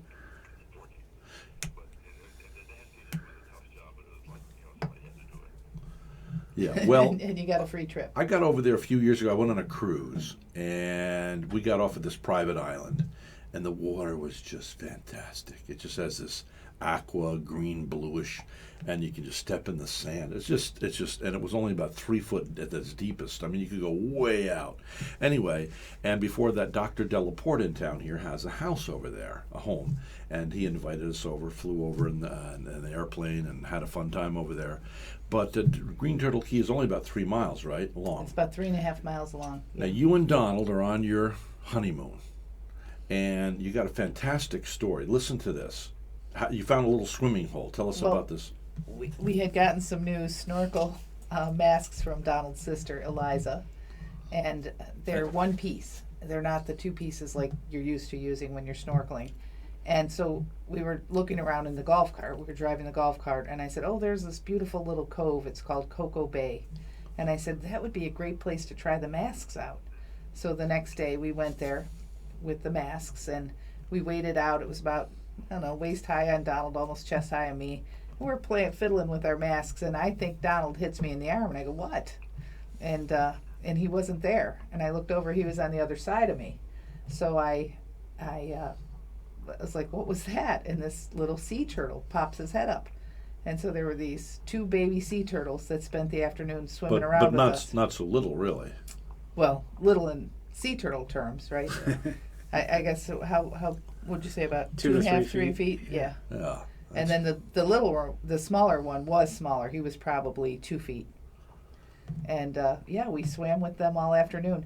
And a few days later, we went back. We went and bought a pound of squid over at the bait shop to feed the turtles. And we cut it up, and we brought it over, and we went, and we knew the chances were slim that they might not be there again. That it might have been a real God wink, a once in a lifetime thing. But we went back, and we were in maybe 10 minutes trying to, call to them and move the water a bit. And way out there, one of them sticks their head up, and I said, hey, Donald, look out there. And he sticks, and we're going, hey, baby, it's us. And they came back, and they swam with us. We fed them. We fed them the And you went back squid. multiple times after that. We did 3 times. 3 times, yeah. That's not lovely. And they came back the next time as well. What a lovely story. It was crazy, wasn't it, Yeah. Donald? The last time I had a experience with a sea turtle, it was very shy. It wouldn't come near me, and you had to kind of chase it to watch it. And this time they just couldn't wait to be around us. They loved it. Maybe it's because you were just newly married and the Spirit of the Lord. I'm sure that was it. Could have been. And I'm not making, actually, No. you might think that I'm making that up, but actually there was a time when I had an experience very close to the Lord Jesus. I was 29 years of age, and the day that it happened, I went for a walk in a park, and even the birds, I was just, this pervasive peace was just rolling through me, the Holy Spirit, and even little birdies wouldn't fly away from me. Knew you were safe. We knew you were safe. They could just sense it. Yeah. Because, animals know. Yeah, it was wonderful. We had a terrific time, and we went Oh. back the 3rd time, and we hoped that we'd see them again, and they did come. We brought not only the squid that time, but we brought one of those little disposable water cameras, and we took a few pictures. Yeah, and So- we're gonna feature some of those photos in the next edition of Vero's Voice magazine. The only problem is it was a throwaway camera, so we can't. Barbara said, "Oh, one of these is so beautiful. I'd like this to be the cover." I said, "We can't make it the cover. We don't have a high-res photo of it." Right. But we will put some photos in the magazine. And you write every month for our magazine. I do. And I do. it'll now be under the name of Beth Walsh Stewart. Walsh Stewart. Beth Walsh Stewart. Yeah, we're- And BS. Yeah, PS are my initials. Rhett thinks that's the trip. What are your She's initials, BS. Sharon? SS. SS. Okay, there you go. The SS Titanic. She hails from England, London, Oh, England. wonderful, So, yeah. wonderful. So we're talking about something I was Well, we thinking. were in the Bahamas. The people drive on the wrong side of the road. Oh. Which to us, but to you, it would be British, the right that's side. right. Yeah. Right. Did you rent a car? We had a golf cart. Oh, that's good. But did you find it dangerous? Because over in England every year, American tourists will lose their lives. Have you been to London? I think you said you had, right? Marshall? Marshall? Oh, yeah. I have been to London, definitely. About 4 times. 4 times. I went to shows, I went to concerts, and I have relative cousins there. And so I enjoyed London, but I particularly enjoyed the center of England, the Cotswolds, which I think are absolutely beautiful. The who what? Cotswolds, pretty. The hilly region of central England. Oh. Where all the old towns are, every town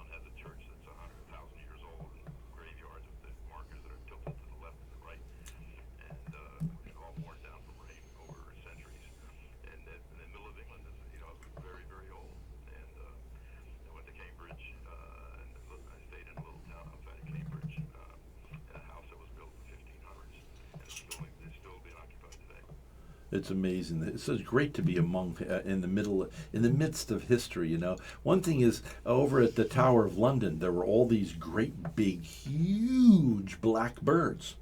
What kind- Ravens. Ravens. Oh, I hear that raven knocking Nevermore. upon my door. Shall it knock forevermore?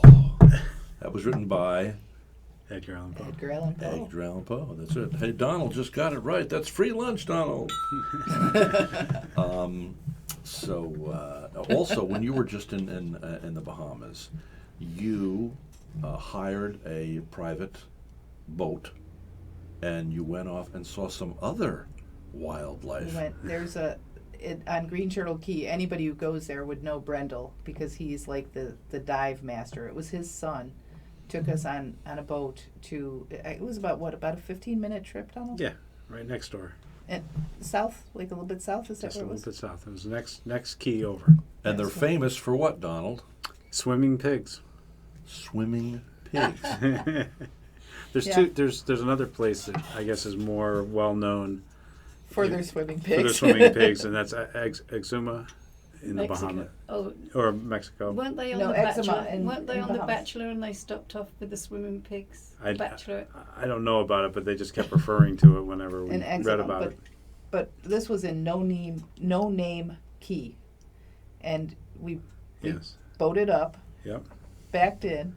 Backed in, and The pigs came running. Immediately, 3 or 4 pigs come swimming right out. And it's probably about 4 or 5 feet deep, and they swam right up to the boat, hopped up right on the back. Was it hot there? Not comfortable. Comfortable to us. Yeah. We both like heat, though. We're Oh, you both do. Floridians. See, yeah. I'm very anti. Like, I love it here 8 months out of the year, but for 4 months coming up, It's tough this for you. summer, I can't stand it. I just got to go to Maine or Canada or somewhere. It just drives me nuts. The humidity. Like yesterday was very humid. But I'm wondering if the Bahamas don't experience as much humidity because you've got the sea breeze. There was a breeze most of the time, wasn't But it's still very humid. Yeah. It's still very and it was humid. like high 70s to middle 80s. I wonder if there's a time of the year when you can go to the Bahamas. Have you been to the Bahamas, Marshall Frank? He said just the one time on the cruise ship. Oh, that's right. I can't believe that you cut. Have you been, Sharon? I did that little, I think I've been twice. I did the little cheapy cruise, the 2-night thing from Fort Lauderdale. Oh. And then we did a 4-night from, I think it must have been from Miami last November. And we stopped at one of those private islands. Yeah. Very nice. Yeah. Very nice. One of my novels, I base one of the scenes in the novel in Abaco Island, in Abaco, which is in the Bahamas, although I'd never been there. I based it just because I knew someone who knew the area very well, and it fit perfect within my book. So I'm familiar with what Abaco is. Well, we could see Abaco from when we would sit out on the deck of our room. We were on as I said, Green Turtle Key. You're making me Green Turtle Key. You're making me green with envy. I want to go there. Yeah, we'd sit out on the deck and we'd look across nice. and way out you could see 2 Abaco. weeks? We were there 10 days. Oh, wow. It was wonderful. That's great. You two deserve that. Yeah. Getting married here later in the day from 11 to BethWE.com. BethWE.com. And just go to the contact us page and just sign up, and you can sign up and you'll get a blog once a week. We don't send anything else, and we never share our information with any other company or anything. Now, but you have seminars, Marshall, on helping people publish. Are you going to be doing one of those seminars again soon? Because I want Beth. I've been after Beth to put her writings together in a book. It'll open up doors for more speaking engagements, and she really has a talent. And I'd like you to read some of her stuff, and I bet you'll agree with me. Sure. I was thinking about recently. I don't have anything on the schedule right now because I had so many other things going on. But I'm ready to rev it up again and start doing seminars on book writing for beginners. It's actually book writing and publishing for the novice. Mm-hmm. A lot of people just say, "What do I do? How do I do it?" And that answers a lot of questions. 3-hour seminar. I think you were there for one of them. Yes, I did. I took your seminar out near 95 at a hotel over there, and I can recommend a better location for your next one. Yes, there's the you have your seminars over there, right? We do. And what's we that do place? at the Presbyterian Church there. Yeah. We have we rent a room there, and we do a seminar once a month. Yeah, the man who used to own the local newspaper, he sold it for, I don't know, $200 million, whatever. Well, he took a big chunk of that money and gave it to the Presbyterian Church to build that new building behind it. And it's open to the public, and the rooms are for rent up there. And you can also have a big room, what would you call the room with the proscenium stage? And Oh, that's a big, well, it's like an auditorium almost. I mean, it'll seat up to 300 people. Wow. If you needed tables, I think it seats up to 175 or 200. I love it, yeah. Yeah. But I want to get Marshall, but I would like you to work with Marshall, and I'd like him to help you get your first book going, because I think he's the kind, there are talkers like me, and then there are doers like Marshall Frank. I've got 3 books I've written, and I have yet to put one out. But I've actually helped at least 5 people put out their books. Oh, that's good. I'm living vicariously through those. Yeah. That is. You're a giver. Yeah, I like to encourage people. You're a giver, yeah.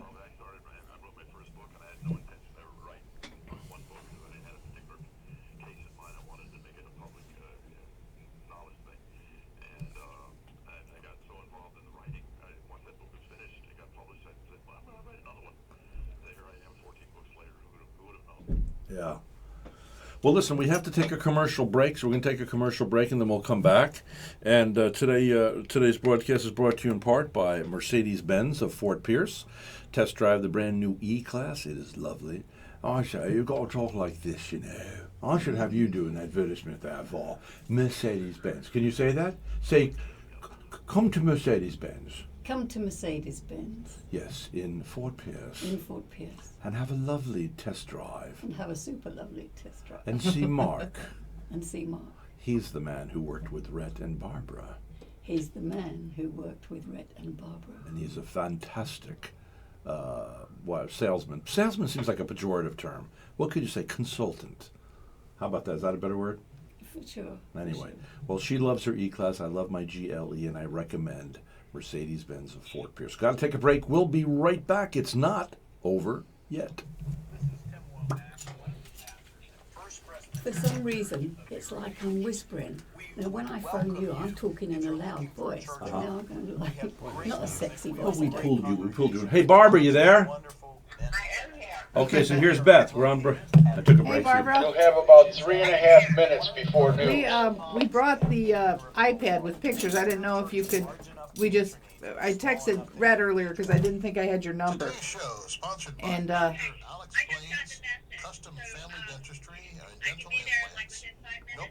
that's fine. Take 10. We'll be off the air in 10. We got drafted into the radio, so we didn't know we'd be on the radio, but here we are. So I'll see you when the radio show ends. Is that good? 10 minutes. 10 minutes, Rhett's saying. All right, thanks, Barbara. Yeah, it's funny because I gotta see if we're on here. I have to say some confidential something or other here.